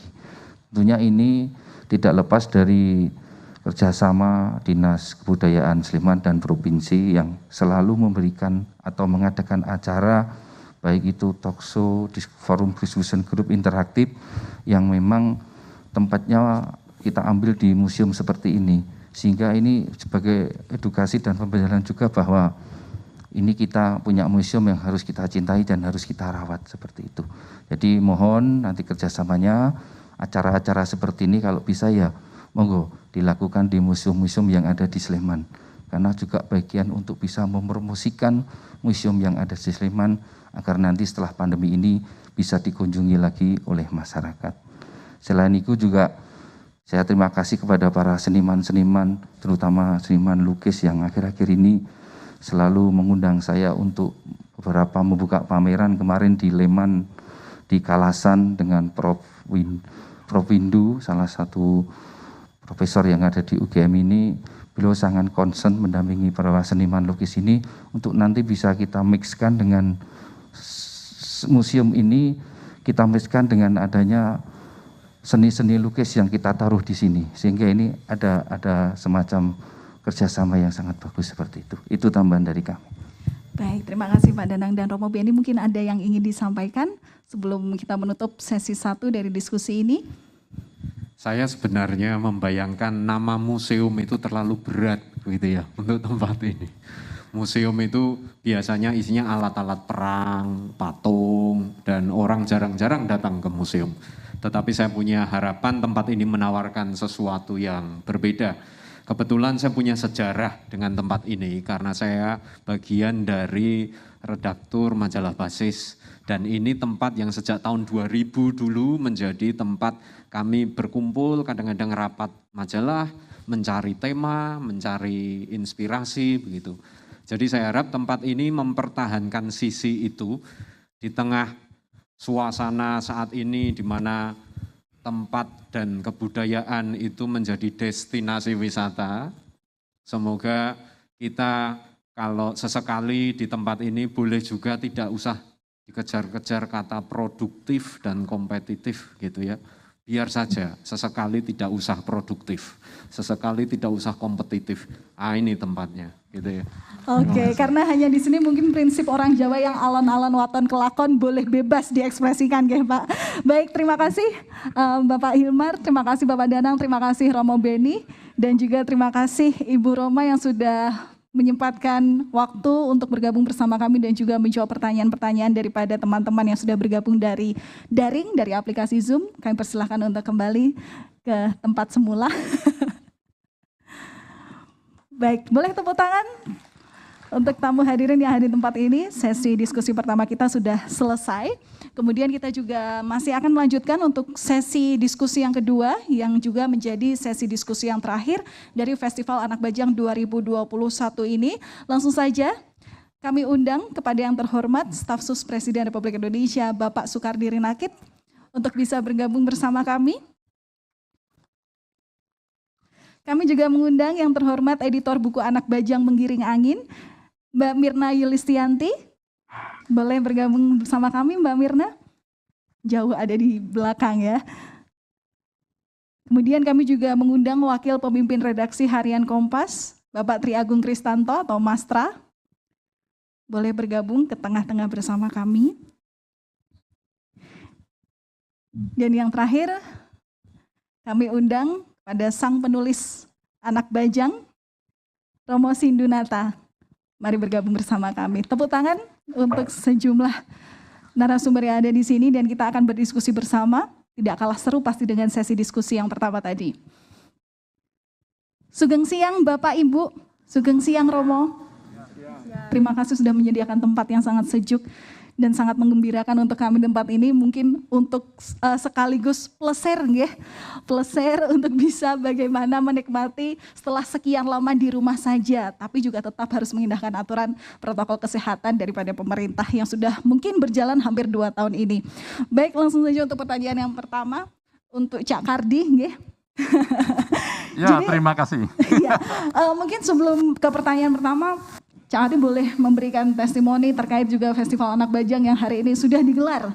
Dan juga untuk peluncuran cerita bersambung yang pertama di Harian Kompas edisi pertama 27 September 2021 ini. Monggo Cak. Jangan bertanya pada saya karena saya nggak akan bisa jawab. Sebenarnya apa yang saya sampaikan, ingin saya sampaikan ya di sini, sama yang disampaikan oleh Pak Dirjen, oleh Bung V, saya panggilnya Bung V. Juga ya sama dengan disampaikan oleh Romo Beni, sama saja sebenarnya. Ini maaf Romo, bagi saya pribadi nih ya, museum itu bagi saya seperti raga kita ini loh, seperti tubuh kita itu loh. Nah di dalam tubuh kita itu kan ada rasa, rasa itu sebenarnya panca indera. Nah selain itu juga dalam tubuh kita itu, dalam wadah kita itu ada roh. Jadi di raga kita itu ada rasa, ada roh. Nah rasa itu pada dasarnya adalah jejak sejarah, kegetiran, kemanisan, dan lain-lain berkaitan dengan eksistensi dan cerita di dalam museum. Dalam hal ini Anak Bajang, seluruh manis getirnya Anak Bajang. Dan rohnya adalah apa? Rohnya adalah nilai-nilai keutamaan. Kalau Anak Bajang ini kan sebenarnya rela berkorban dia, pada dasarnya kan gitu kan. Seperti Romo juga tadi sampaikan, dari keburukan yang tidak sempurna ingin untuk sempurna. Kalau nggak sempurna ya normal lah. Saya selalu punya rumus, kebenaran atau kesempurnaan 10. 6 saja kita sudah melakukan sesuatu yang baik, sudah sempurna lah. Bahasanya sudah masuk surga lah, kira-kira. 6 saja, nggak usah 10-10-nya. Jadi tidak usah ngejar sempurna. Maka saya setuju dengan Romo Beni. Jangan ini menjadi produktif, jangan ini menjadi ini. Tapi bagaimana Museum Anak Bajang itu menjadi tempat satu orang aja, itu bisa belajar, terinspirasi tentang kebajikan, tentang kemanusiaan, dan merawatnya itu sudah luar biasa. Satu orang aja, nggak usah ngomong 10 atau 1000. Karena satu orang itu pada dasarnya, maaf ini, nggak beda dengan kekuatannya 8 bom nuklir itu. Satu orang bergerak, ini pada dasarnya menggerakkan semua sistem dan mesin itu. Romo bergerak pelan-pelan menjadi ini. Ini kekuatannya sama dengan, kalau menurut saya nih, 8 bom nuklir itu. Dan tempat ini sebenarnya tempat retreat saya. Saya biar nggak bisa bicara. Saya itu tukang membuat sambutan, bukan tukang sambutan. Tukang membuat sambutan. Jadi kadang-kadang kalau saya ke sini, jadi malam-malam dengan Marisa, kadang-kadang saya ke sini, Antok bukain pintu, saya lihat-lihat. Tapi saya tidak ngomong. Kadang-kadang saya ngomong Romo saya di sini, wah aku di bawah. Tapi saya di sini. Kapan itu saya juga ke sini dengan anak istri. Hanya sekedar tarik nafas sebentar gitu. Dan tempat-tempat ini, Mas Tra, ini rahasianya Mas Tra. Tulisan Sambok Turah di Kompas, inspirasinya ya dari itu. Ngobrol dengan Romo jadi inspirasi tulisan. Beberapa tulisan saya di Kompas adalah terinspirasi di sini. Jadi sekali lagi, bagi saya Museum Anak Bajang ini utamanya ada sebuah raga, di mana di dalamnya adalah rasa, yaitu jejak kegetiran dan kemanisan itu, dan di dalamnya adalah roh, yaitu rasa kemanusiaan itu sendiri, kira-kira gitu. Itu saja, jangan ditanya ya. Tapi saya pengen bertanya lagi, Pak. Pertama kali aku ngomong panjang ini. Gak apa-apa, kalau hari ini bebas ngomongnya tanpa durasi Bapak ya. Jadi Pak, kalau misalnya bicara mengenai nilai sebenarnya yang ada daripada cerita anak bajang menggiring angin ini, sebenarnya apa sih nilai yang bisa diterapkan pada diri anak muda saat ini, terutama dalam kondisi negeri saat ini? Konteksnya sekarang ya tentulah mau berkorban, menyayangi, pada dasarnya dia kan menyayangi saudaranya, kalau kita ngomong menyayangi Sumantri, kalau konteksnya Sukrosono kan, menyayangi saudaranya, mau berkorban, pada dasarnya diperalat ya enggak apa-apa, ikhlas-ikhlas saja gitu loh. Jadi bekerja dengan ikhlas quote-unquote lah. Nilai itu yang barangkali untuk mementahkan yang Romo Beni bilang itu, apa-apa produktif gitu. Bukan itu benar yang penting gitu. Tapi yang penting ya keikhlasan, tetap punya rasa kemanusiaan, gitulah kira-kira, berkorban gitu. Ya seperti, kalau saya seperti itu saja. Sebenarnya cocok ngomong ini Kang Nasirun. Kang Nasirun ya harusnya ngomong di sini, bukan saya. Itu hanya penikmat tulisan Romo, penikmat ya apapun lah, kesenian, penikmat. Gak apa-apa, penikmat. Berarti memang harus mencintai dulu Romo supaya mengerti isi dalamnya begitu ya. Tapi memang harapannya nilai-nilai itu tentu menjadi hal penyemangat kita dalam menikmati hidup di dunia ini. Karena semuanya susah itu ya sebenarnya kita sendiri yang buat. Tapi tentu sebenarnya kebajikan dan nilai kebaikan yang terus harus kita sebarkan. Ya. Iya, yang penting itu saya pikir tadi pertanyaan bagus untuk Pak Dirjen itu. Dari siapa? Bunaven itu. Memang nilai ini harus diwariskan, tapi nggak bisa dengan mungkin sosok yang seperti ini. Mungkin sudah harus transform multimedia itu. Nilainya yang penting. Pada dasarnya kalau saya lihat seluruh konstruksi wayang segala macam itu nilainya yang penting. Nah itu cuma digambarkan fisiknya. Mungkin sekarang gambaran Sukrosono itu beda. Superhero A gitu, mungkin Sumantri superhero B atau nggak tahu lah. Tapi superhero dengan multimedia. Mungkin dengan gitu anak-anak muda tertarik belajar tentang nilai.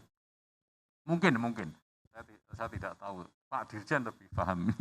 Baik, terima kasih Cak Karti. Kemudian Mbak Mirna, ini sudah 40 tahun anak bajang ini dicetak ulang terus oleh tim GPU, ya. Terus kemudian Mbak Mirna juga membawa untuk sampul terbarunya yang juga yang sudah dijual ya, kemudian yang akan dicari oleh masyarakat juga. Kemudian dengan sampul baru ini yang berlatar putih dari yang sebelumnya berwarna-warna gelap ya, apakah ada misi khusus yang diciptakan oleh tim penerbit? Ya, ada. Jadi yang pertama, sampul baru ini tentu saja untuk memperingati 40 tahun anak bajang menggiring angin. Lalu yang kedua, ini adalah salah satu cara kami untuk merawat anak bajang menggiring angin ini, Romo. Lalu yang ketiga, kami ingin memberi pesan kepada pembaca bahwa di masa sulit seperti di masa pandemi ini, selalu ada harapan yang akan hadir untuk kita semua. Mungkin Mbak Mirna juga kalau dilihat itu bukunya banyak sekali sticky notes pembatas ya. Apakah ada catatan khusus ya, mungkin quotes menarik untuk Mbak Mirna sendiri yang mungkin bisa dibagikan sebagai teaser bahwa buku ini layak dibaca oleh banyak orang, terutama juga generasi muda begitu? Ya benar sekali Valen. Ini kenapa penuh dengan post-it? Ini karena ini quote yang saya suka Romo dari novel ini. Dan salah satunya adalah quote tentang kebebasan. Jadi bagaimana kebebasan itu adalah salah satu harta yang paling berharga untuk rakyat. Sehingga untuk para pemimpin, itu kebebasan itu mesti hati-hati memperlakukannya. Seperti kita lihat sekarang, nih maaf ya Pak ya. Misalnya seperti penghapusan mural itu Romo. Buku ini akhirnya menjadi sangat relevan gitu untuk kita baca di saat ini. Oke, baik. Ini juga ternyata ada sindiran-sindiran halus ya dari buku ini, tapi juga tidak menohok, tapi juga memiliki tujuan yang pasti untuk mengubah yang tidak baik menjadi baik, dan untuk lebih bagaimana batin itu bisa lebih merasai apa tulisan-tulisan dan apa tujuan dari tulisan itu yang dibuat. Baik, kemudian Mas Tra, jadi hari ini merupakan cerita bersambung edisi pertama yang diterbitkan oleh Harian Kompas, Betul, baik dari secara fisik ataupun juga dari aplikasi Kompas ID. Ya. Apa yang membuat Kompas ini sangat menarik untuk mengangkat Cerbung setelah sekian lama Cerbung itu tidak diterbitkan oleh Harian Kompas?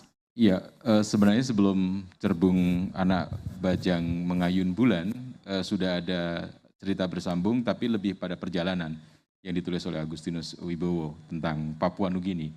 Tetapi saya menjawab pertanyaan Valen ini, saya akan membacakan supaya tidak kalah sama Romo Banar, saya akan bacakan satu bagian dari buku Anak Bajang Mengiring Angin ini yang menurut saya sangat kontekstual dengan kondisi sekarang. Ini bagian terakhir dari itu, saya bacakan ya. Anak-anak kera dan anak-anak raksasa ini telah kehilangan ayah-ayah mereka yang mati dalam peperangan. Tapi tiada kesedihan pada mereka, tiada dendam dan permusuhan di antara mereka, dan tiada peduli mereka akan api yang menjilat-jilat kejam Dewi Sinta. Hanya sukacita dalam diri mereka, rukun dan damailah hati anak-anak kera dan anak-anak raksasa ini, dan mereka tidak berpikir apa-apa kecuali bergembira.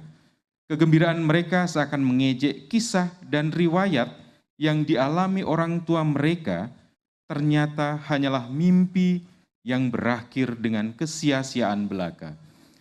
Ini bagian belakang dari Anak Bajang Mengiring Angin, dan bagian ini saya kutip ketika saya diminta untuk berbicara tentang evaluasi pemilu 2019 oleh Bappenas. Dan ini yang kemudian saya juga tuliskan di Kompas dan kompas.id dengan judul Rebut Kuasa, Tebar Kebencian dan Kesia-siaan.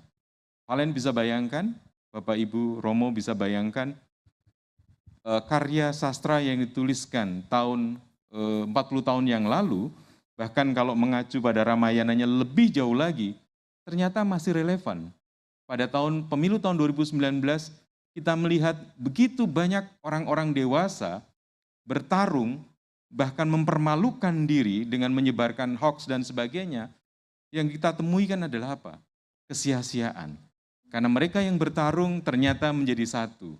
Anak-anak muda tidak peduli dengan apa yang mereka lakukan, bahkan mencemoohnya. Dan apa yang terjadi, apa yang dituliskan 40 tahun yang lalu oleh Romo Sindu, muncul di Harian Kompas, itu masih relevan sampai hari ini. Dan itu juga keyakinan kami, sehingga kemudian ketika ada tawaran dari Mbak Mirna dari Gramedia Pustaka Utama dan dari Romo Sindu untuk ini ada cerita tentang Anak Bajang Mengayun Bulan, kami mengambil keputusan di Kompas untuk ini menerbitkannya. Dan bertepatan dengan hari ini adalah ulang tahun Pak Yakob Utama, pendiri Kompas, dan kemudian juga boleh disebutkan beriringan dengan 40 tahun Anak Bajang Menggiring Angin, yang pada waktu itu masih Ramayana ya Romo ceritanya di Kompas, Februari 1981 sampai Desember 1981. Jadi sangat relevan, sehingga kemudian kami putuskan menempatkan Anak Bajang Mengayun Bulan ini sebagai cerbung di halaman 1 seperti yang dituliskan ini. Dan ini cukup panjang karena 150 hari, kalau cerbung yang sebelumnya itu, kalau tadi Romo Banar kan cerita cerbung yang tulisan Romo Sindu tahun 40 tahun yang lalu setiap minggu, cerbung yang sebelumnya, Agustinus Wibowo itu diterbitkan Senin sampai dengan Jumat. Ini karena begitu panjang dan bermakna, sesuai dengan semangat para pendiri Kompas, humanisme transendental, kemanusiaan yang melayani, kemanusiaan yang mengabdi, maka ini kemudian ditempatkan di halaman 1 dan sepanjang 150 hari, kalau dalam bahasa Jawa, tanpa kendat, tidak berhenti sama sekali. Itu Valen, terima kasih. Artinya dari Senin sampai Minggu nggih ditayangkan. Kemudian kalau misalnya dari tim penerbit Gramedia Pustaka Utama adalah strategi khususnya menarik anak milenial adalah dengan merubah sampul menjadi terlihat seminimalis mungkin, warna putih dan juga ada warna-warna dari pewayangannya. Kemudian strategi khusus apa yang digunakan untuk harian Kompas terutama dalam era sosmed saat ini yang untuk menggandeng lagi anak-anak muda? Iya, tentu Kompas hari ini yang pada tahun 1981 Romo Banar, Romo Sindu menulis di situ bentuknya cetak. Hari ini berevolusi tentu saja, bukan melakukan revolusi, tapi berevolusi, berubah. Tahun 1995 Kompas membuat platform digital yang namanya kompas.com hari ini 95, yang basisnya adalah free. Kemudian tahun 2017 Kompas mengembangkan digital lagi yang berbasisnya paid model yang namanya kompas.id. Dan Mas Kardi dulu kalau nyari wartawan itu Kompas ya cuma nyari wartawan yang bisa nulis cetak. Hari ini Kompas juga membutuhkan orang-orang yang mengerti tentang videografi. Kami butuh videografer, kami butuh multimedia, animator dan sebagainya. Karena itu Valen tentu strategi kedepannya kita bukan hanya menampilkan ini cetak dan kompas.id di harian Kompas dan kompas.id, tapi bagaimana kemudian memproduksi turunan-turunannya.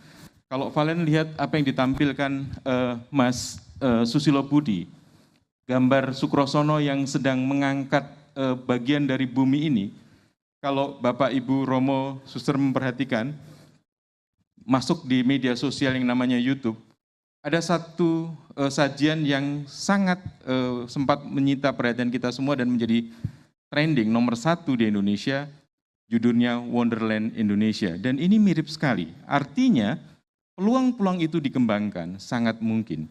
Dan bagaimana tinggal kemudian mengkomunikasikan. Kita percaya dengan kebersamaan dalam suasana damai, kemanusiaan, karena anak Bajang tadi adalah damai dan berkebudayaan. Dalam kebudayaan tentu kita bisa melahirkan karya-karya yang baru, yang bisa memenuhi zamannya. Dan ini menjadi tantangan tapi sekaligus menjadi peluang. Dan kita percaya dalam kebersamaan, dalam rawatan ide, dalam rumah kebudayaan yang damai, karena anak Bajang tadi Romo menyebutkan, anak Bajang itu tidak sempurna, tetapi menuju kesempurnaan, dan pasti kita juga tidak sempurna dan akan menuju pada kesempurnaan untuk bisa melayani kita semua, dalam semangat kemanusiaan, perdamaian, dan kebudayaan. Luar biasa. Baik, terima kasih Mas Tra. Mungkin itu tadi sudah ada sejumlah strategi-strategi khusus bagaimana menggandeng generasi milenial supaya bisa memahami isi daripada cerita yang sudah dihadirkan dari anak Bajang mengiring angin dan juga kemudian nanti ke edisi yang berikutnya yang hari ini sudah ditampilkan di Harian Kompas. Nah, langsung saja sebenarnya seperti apa? Tadi juga banyak perwakilan seniman yang mungkin belum tahu Romo ceritanya untuk anak Bajang Mengayun Bulan atau edisi yang kedua ini bercerita tentang apa atau dalam periodik cerita pewayangan kapan gitu ya. Boleh Romo Sindu bercerita kepada kami atau memberikan bocoran sedikit yang hari ini belum membaca Harian Kompas atau Kompas ID tapi besok harus membaca begitu. Monggo Romo silakan.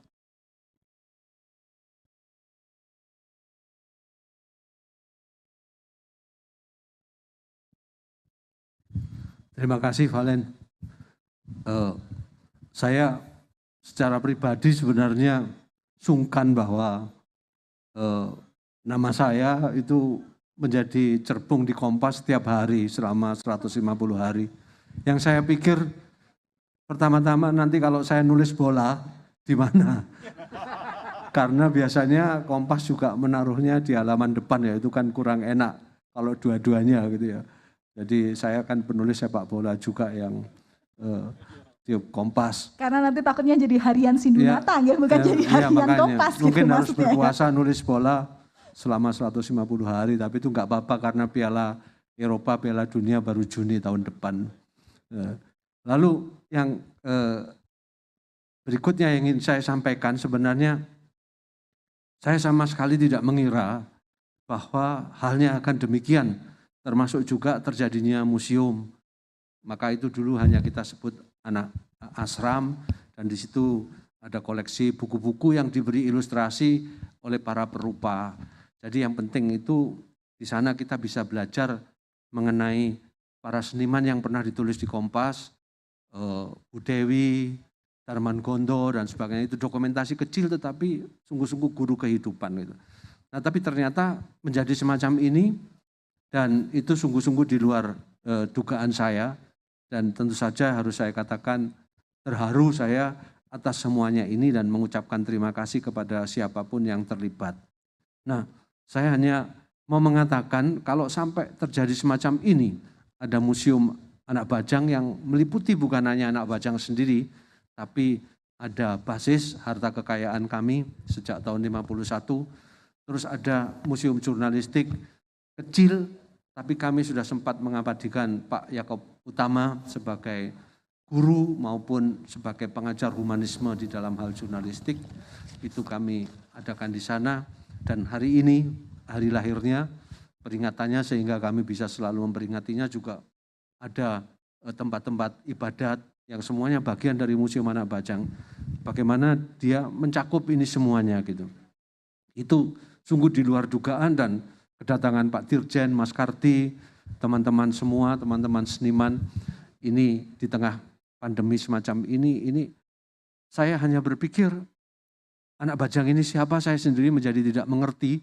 Dia yang bergerak sendiri untuk, saya bilang sama Mirna, yang membelokkan, ngenggokke, sehingga bukan kami tetapi semuanya termasuk Rohma yang menjadi kepala museum kami, dibantu oleh teman-teman dari UNY, Universitas Negeri Jogja, dan UGM, dan Mas Agus, Pak Tular yang menjadi konsorsium dalam mengelola museum ini, dan masyarakat sendiri gitu.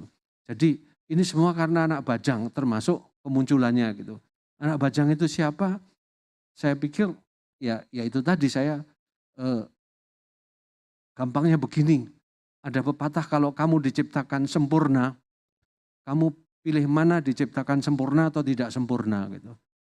Dan orang akan pikirnya pertama-tama pasti ya enak sempurna, tapi ternyata enak tidak sempurna, karena dengan demikian kita bisa berkreasi, merindukan sesuatu yang baik, merindukan yang lebih baik lagi, magis, yaitu semua semangat ini, daripada kalau sudah sempurna semua mandek dan akhirnya menjadi doktriner, radikal, fundamentalistik, dan akhirnya kami sendiri yang benar begitu. Nah di tempat ini pasti tidak, karena kita belajar dari anak bajang ini, figur yang kalau Anda lihat jelek, raksasa, tetapi Mas Karti tadi sudah mengatakan berbudi luhur, tulus, berkorban.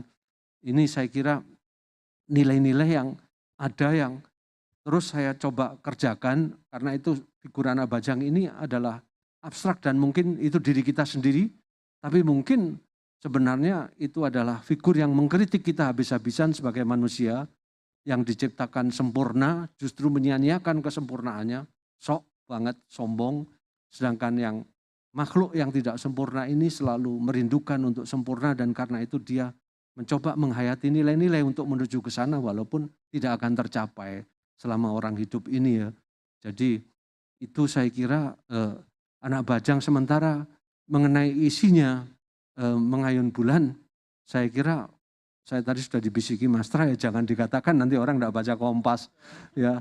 Jadi pertanyaan Anda sebaiknya tidak saya jawab, tetapi kurang lebih ini adalah siklus Arjuna Sosrobahu yang sebenarnya secara sequel itu kalau dalam tulisan itu mendahului Ramayana, tetapi di dalam wayang bahkan Baratayuda pun bisa kita baca sebelum Ramayana.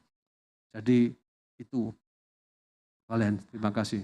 Oke, berarti kalau misalnya dilihat dari siklusnya ini jauh lagi ya, lebih daripada Ramayana. Jadi terima kasih untuk ultimatumnya ya Mas Ra. Jadi pertanyaan saya nggak dijawab, baru kali ini loh bertanya tapi nggak dijawab padahal ada orangnya gitu ya.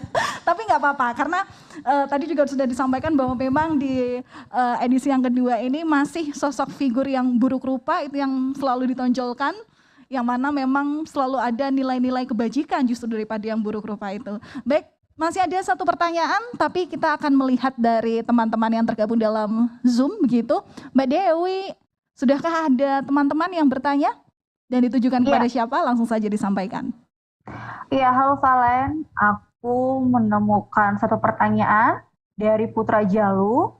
Ini pertanyaannya seperti ditujukan kepada untuk Kompas ya, harian Kompas. Ini berkaitan dengan Kompas yang akan membuat sequel secara berkala. mengenai anak bajang dengan media penulisan.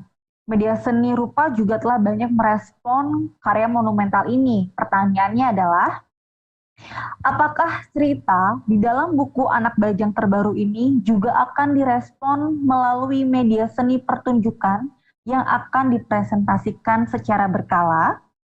Mengingat terdapat banyak sekali pesan tersurat maupun tersirat terhadap makna kehidupan yang dapat direpresentasikan dalam media seni pertunjukan dengan menghadirkan forum diskusi di setiap episodenya. Dan menariknya lagi juga ada pertanyaan, kira-kira ada nggak kepikiran untuk membuat buku tapi untuk anak-anak? Nah, seperti itu Valen, silahkan.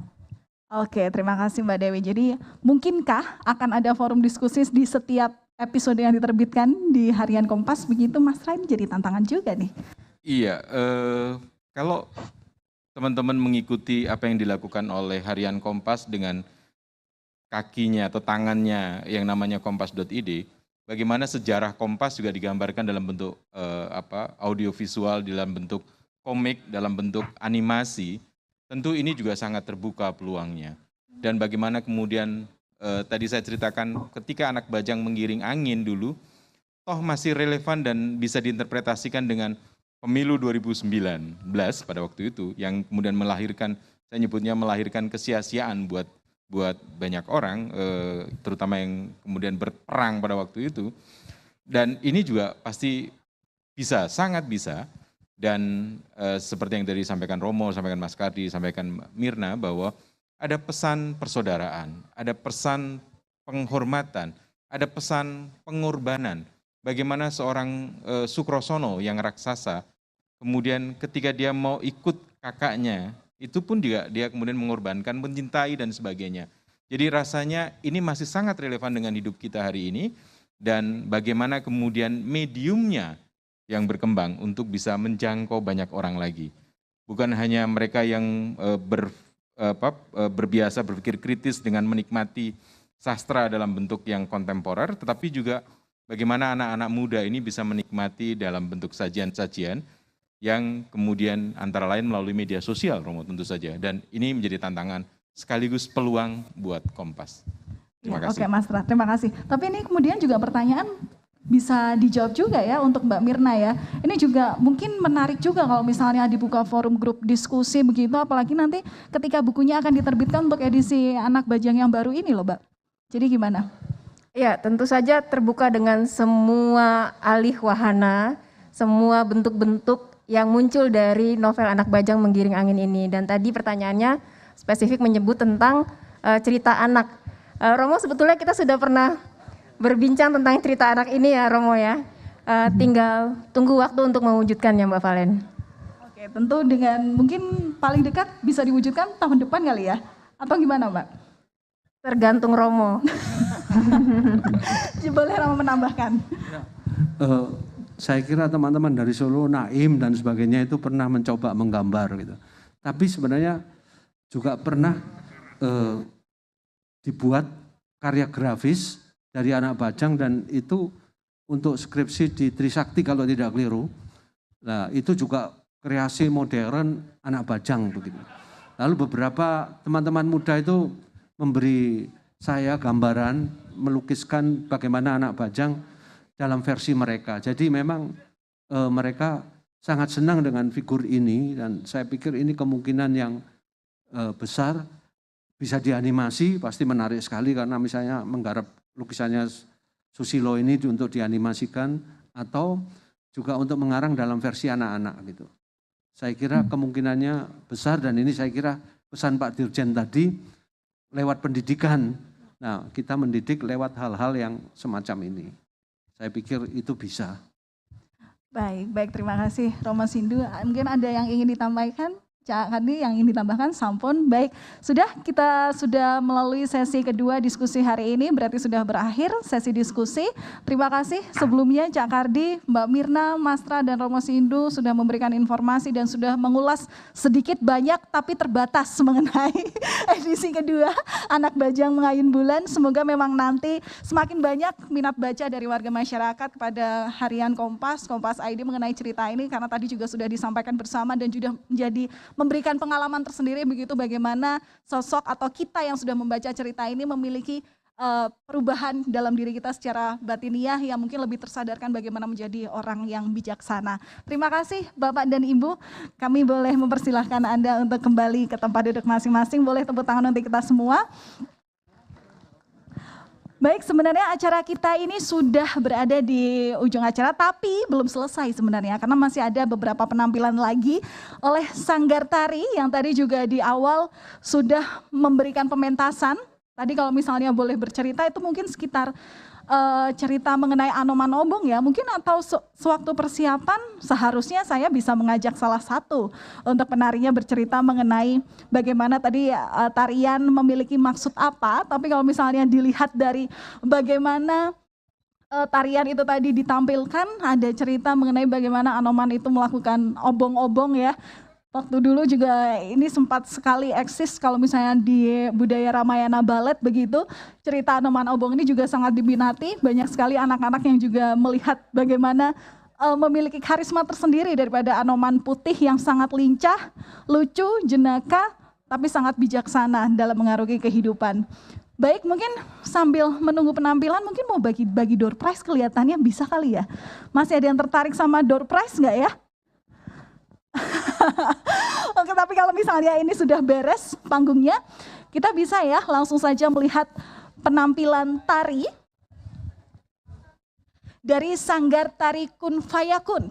Langsung saja beri tepuk tangan, inilah dia penampilan Sanggar Tari Kun Fayakun dengan lakon Sumantri Sukrosono. Selamat menikmati.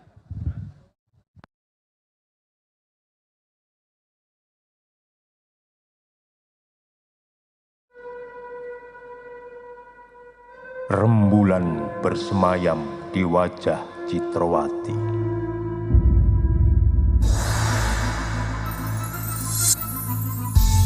Putri titisan Dewi Widowati itu, matanya pancaran keteduhan kunang-kunang di sore hari. Burung-burung perenjak kebingungan membisu. Bunga-bunga angsana pucat tertunduk malu.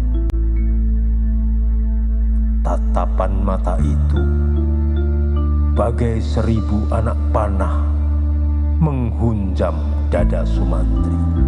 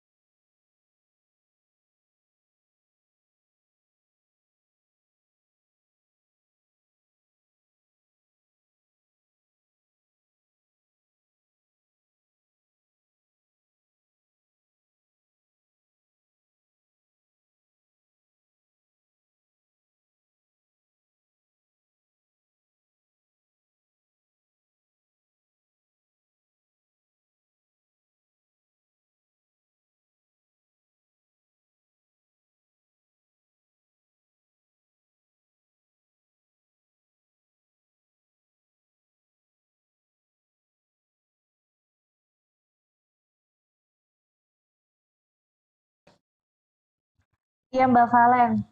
Terima kasih untuk teman-teman yang hadir di Zoom dan bertanya. Dan ini dia yang ditunggu-tunggu, kabar siapakah yang mendapatkan door prize dari Gramedia Pustaka Utama. Selamat kepada Heri Anggoro dan Putra Jalu. Silakan untuk teman-teman bisa menghubungi di DM di event ini, di Zoom ini, ke redaksi GPU atau ke Tri Sukma Dewi. Nanti akan saya catat nama, nomor telepon, dan alamat lengkapnya. Jadi nanti door prize-nya akan dikirimkan dari Jakarta. Itu dia Mbak Valen, 2 orang pemenang yang berhasil mendapatkan buku dari Gramedia Pustaka Utama. Oke, jangan sampai lupa menyerahkan data diri kelengkapannya, karena nanti kalau misalnya tidak ada data yang lengkap yang diberikan ke Mbak Dewi, door prize bukunya itu bisa disimpan Mbak Dewi atau juga malah untuk dikirimkan saya ya, yang kemudian hari ini kebetulan lagi ada di Jogja. Nanti kabarin ya Mbak, kalau misalnya ada yang belum kirim alamat lengkap, saya akan mengirimkan alamat lengkap rumah saya. Oke, baik. Jadi sebenarnya untuk festival Anak Bajang 2021 ini tidak berakhir sampai di sini saja, karena nanti akan ada pertunjukan Wayang Sumantri Ngenger oleh Ki Purwoko yang bisa diakses secara daring begitu, dan bisa diakses melalui YouTube @jogja_archive. Sekali lagi nanti untuk bisa melihat bagaimana pertunjukan Wayang Sumantri Ngenger oleh Ki Purwoko bisa nanti diakses pada pukul 16.00 waktu Indonesia Barat dari YouTube @jogja_archive. Semoga nanti memang harapannya keseruan masih ada dalam pementasan wayang ini, dan kemudian nilai juga harapan yang diberikan oleh Ki Purwoko bisa tertanam di hati yang kemudian bermanfaat dalam kehidupan kita sehari-hari. Dan setelah ini kami juga mengucapkan sekali lagi terima kasih kepada hadirin yang sudah hadir di tempat ini, kepada para seniman, budayawan, serta akademisi dari Daerah Istimewa Yogyakarta dan sekitarnya yang sudah meluangkan waktu untuk hadir di Museum Anak Bajang di Festival Anak Bajang 2021, dan kepada tamu undangan yang terhormat, terima kasih sudah menyempatkan waktunya untuk datang di kawasan Omah Petro ini. Dan sekali lagi acara ini terorganisir atas kerjasama Harian Kompas, penerbit Gramedia Pustaka Utama, Museum Anak Bajang, Yayasan Basis, Omah Petro, dan Bentara Budaya Yogyakarta, serta didukung oleh Dinas Kebudayaan Provinsi Daerah Istimewa Yogyakarta, Pemerintah Kabupaten Sleman, dan Forum Komunikasi Museum Sleman. Disiarkan langsung secara live streaming hingga hari ini melalui platform seluruh media sosial dari seluruh media Kompas Gramedia. Sekali lagi terima kasih atas waktu dan kesempatannya bisa seru-seruan bareng di tempat ini di kawasan Omah Petro. Dan setelah ini acara berikutnya ada untuk keliling daripada Museum Anak Bajang di kawasan Omah Petro ini, yang mungkin nanti akan dipandu langsung oleh Mbak Roma selaku Kepala Museum Anak Bajang. Dan nanti juga kemudian setelahnya adalah acara ramah tamah, mungkin jika ingin ada yang dilanjutkan diskusi dari seniman, budayawan, akademisi satu dan yang lainnya, boleh tetap di tempat ini selalu terbuka. Dan saya Valentina Sitorus mengucapkan terima kasih dan mohon maaf apabila dalam membawakan acara ini ada kesalahan kata baik yang disengaja maupun yang tidak disengaja. Terima kasih, sugeng siang, sampai jumpa di lain kesempatan.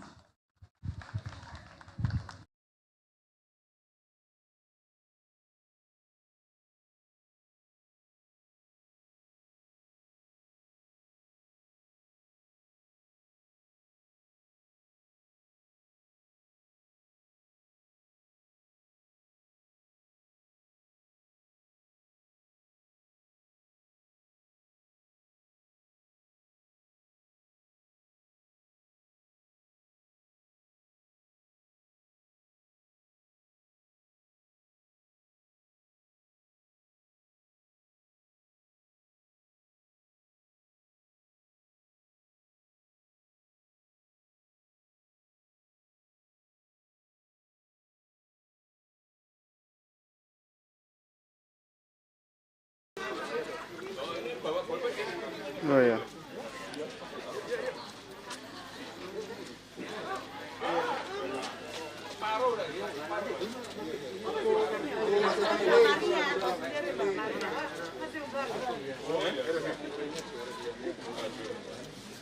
Ada yang kayak ini loh mas.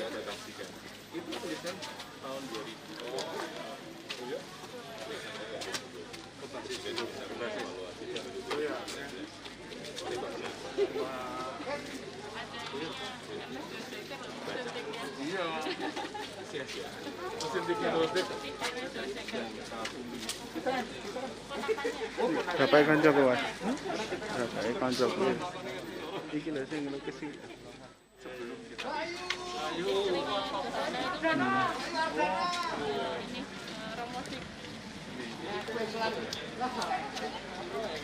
Mau angkat dulu nggak apa-apa.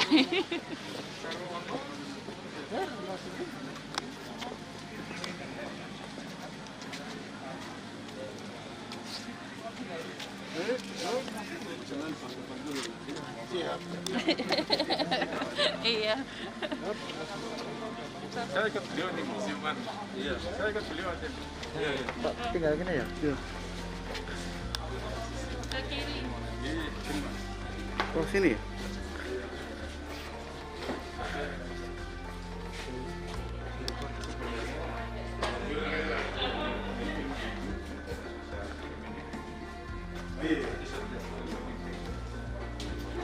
Ini museum basis sarang lama latihan itu. Oh iya. Para pendiri. Ini kursinya yayasan basis boleh. Nomor 1. Iya, nomor 1. Ini kursinya rombongan. Kursinya rombongan. Oh. Hari itu toiletnya. Ini loh, ini dulu kalau mereka ke desa, bawa nggak bisa duduk, iya bawa ini, kalau kaki untuk kunci sebagai meja atau apa, jadi kalau Ya, ke belakang, karena sudah berakhir acara kita pada siang hari ini. karena orang Belanda nggak bisa dari botol airnya. Iya, makanya. Sekarang kita nggak perlu lagi. Kalau nulis itu mana ada bekas. Ini yang dibayangkan. Iya. Ini yang bau seperti apa? Berangkat ke sini seperti maksud itu ya 19 karena kemudian sudah disuruh ke Indonesia hanya sabun ini modalnya itu aja. Mulai skala seperti ini mesinnya Ernest. Iya. Waktu istrinya nggak punya uang, dijual ke Romodik. Oh, gitu. Terus diselamatkan Romodik. Waktu kan Kota Baru. Iya. Ini mesin bersejarah itu insulin ya. Iya, insulin dulu. Iya. Jadi dia juga serangkai. Iya. Ini foto-foto yang dibuat oleh siapa? Liquid para pendiri gitu loh. Oh, ini sampai sejarah ini motor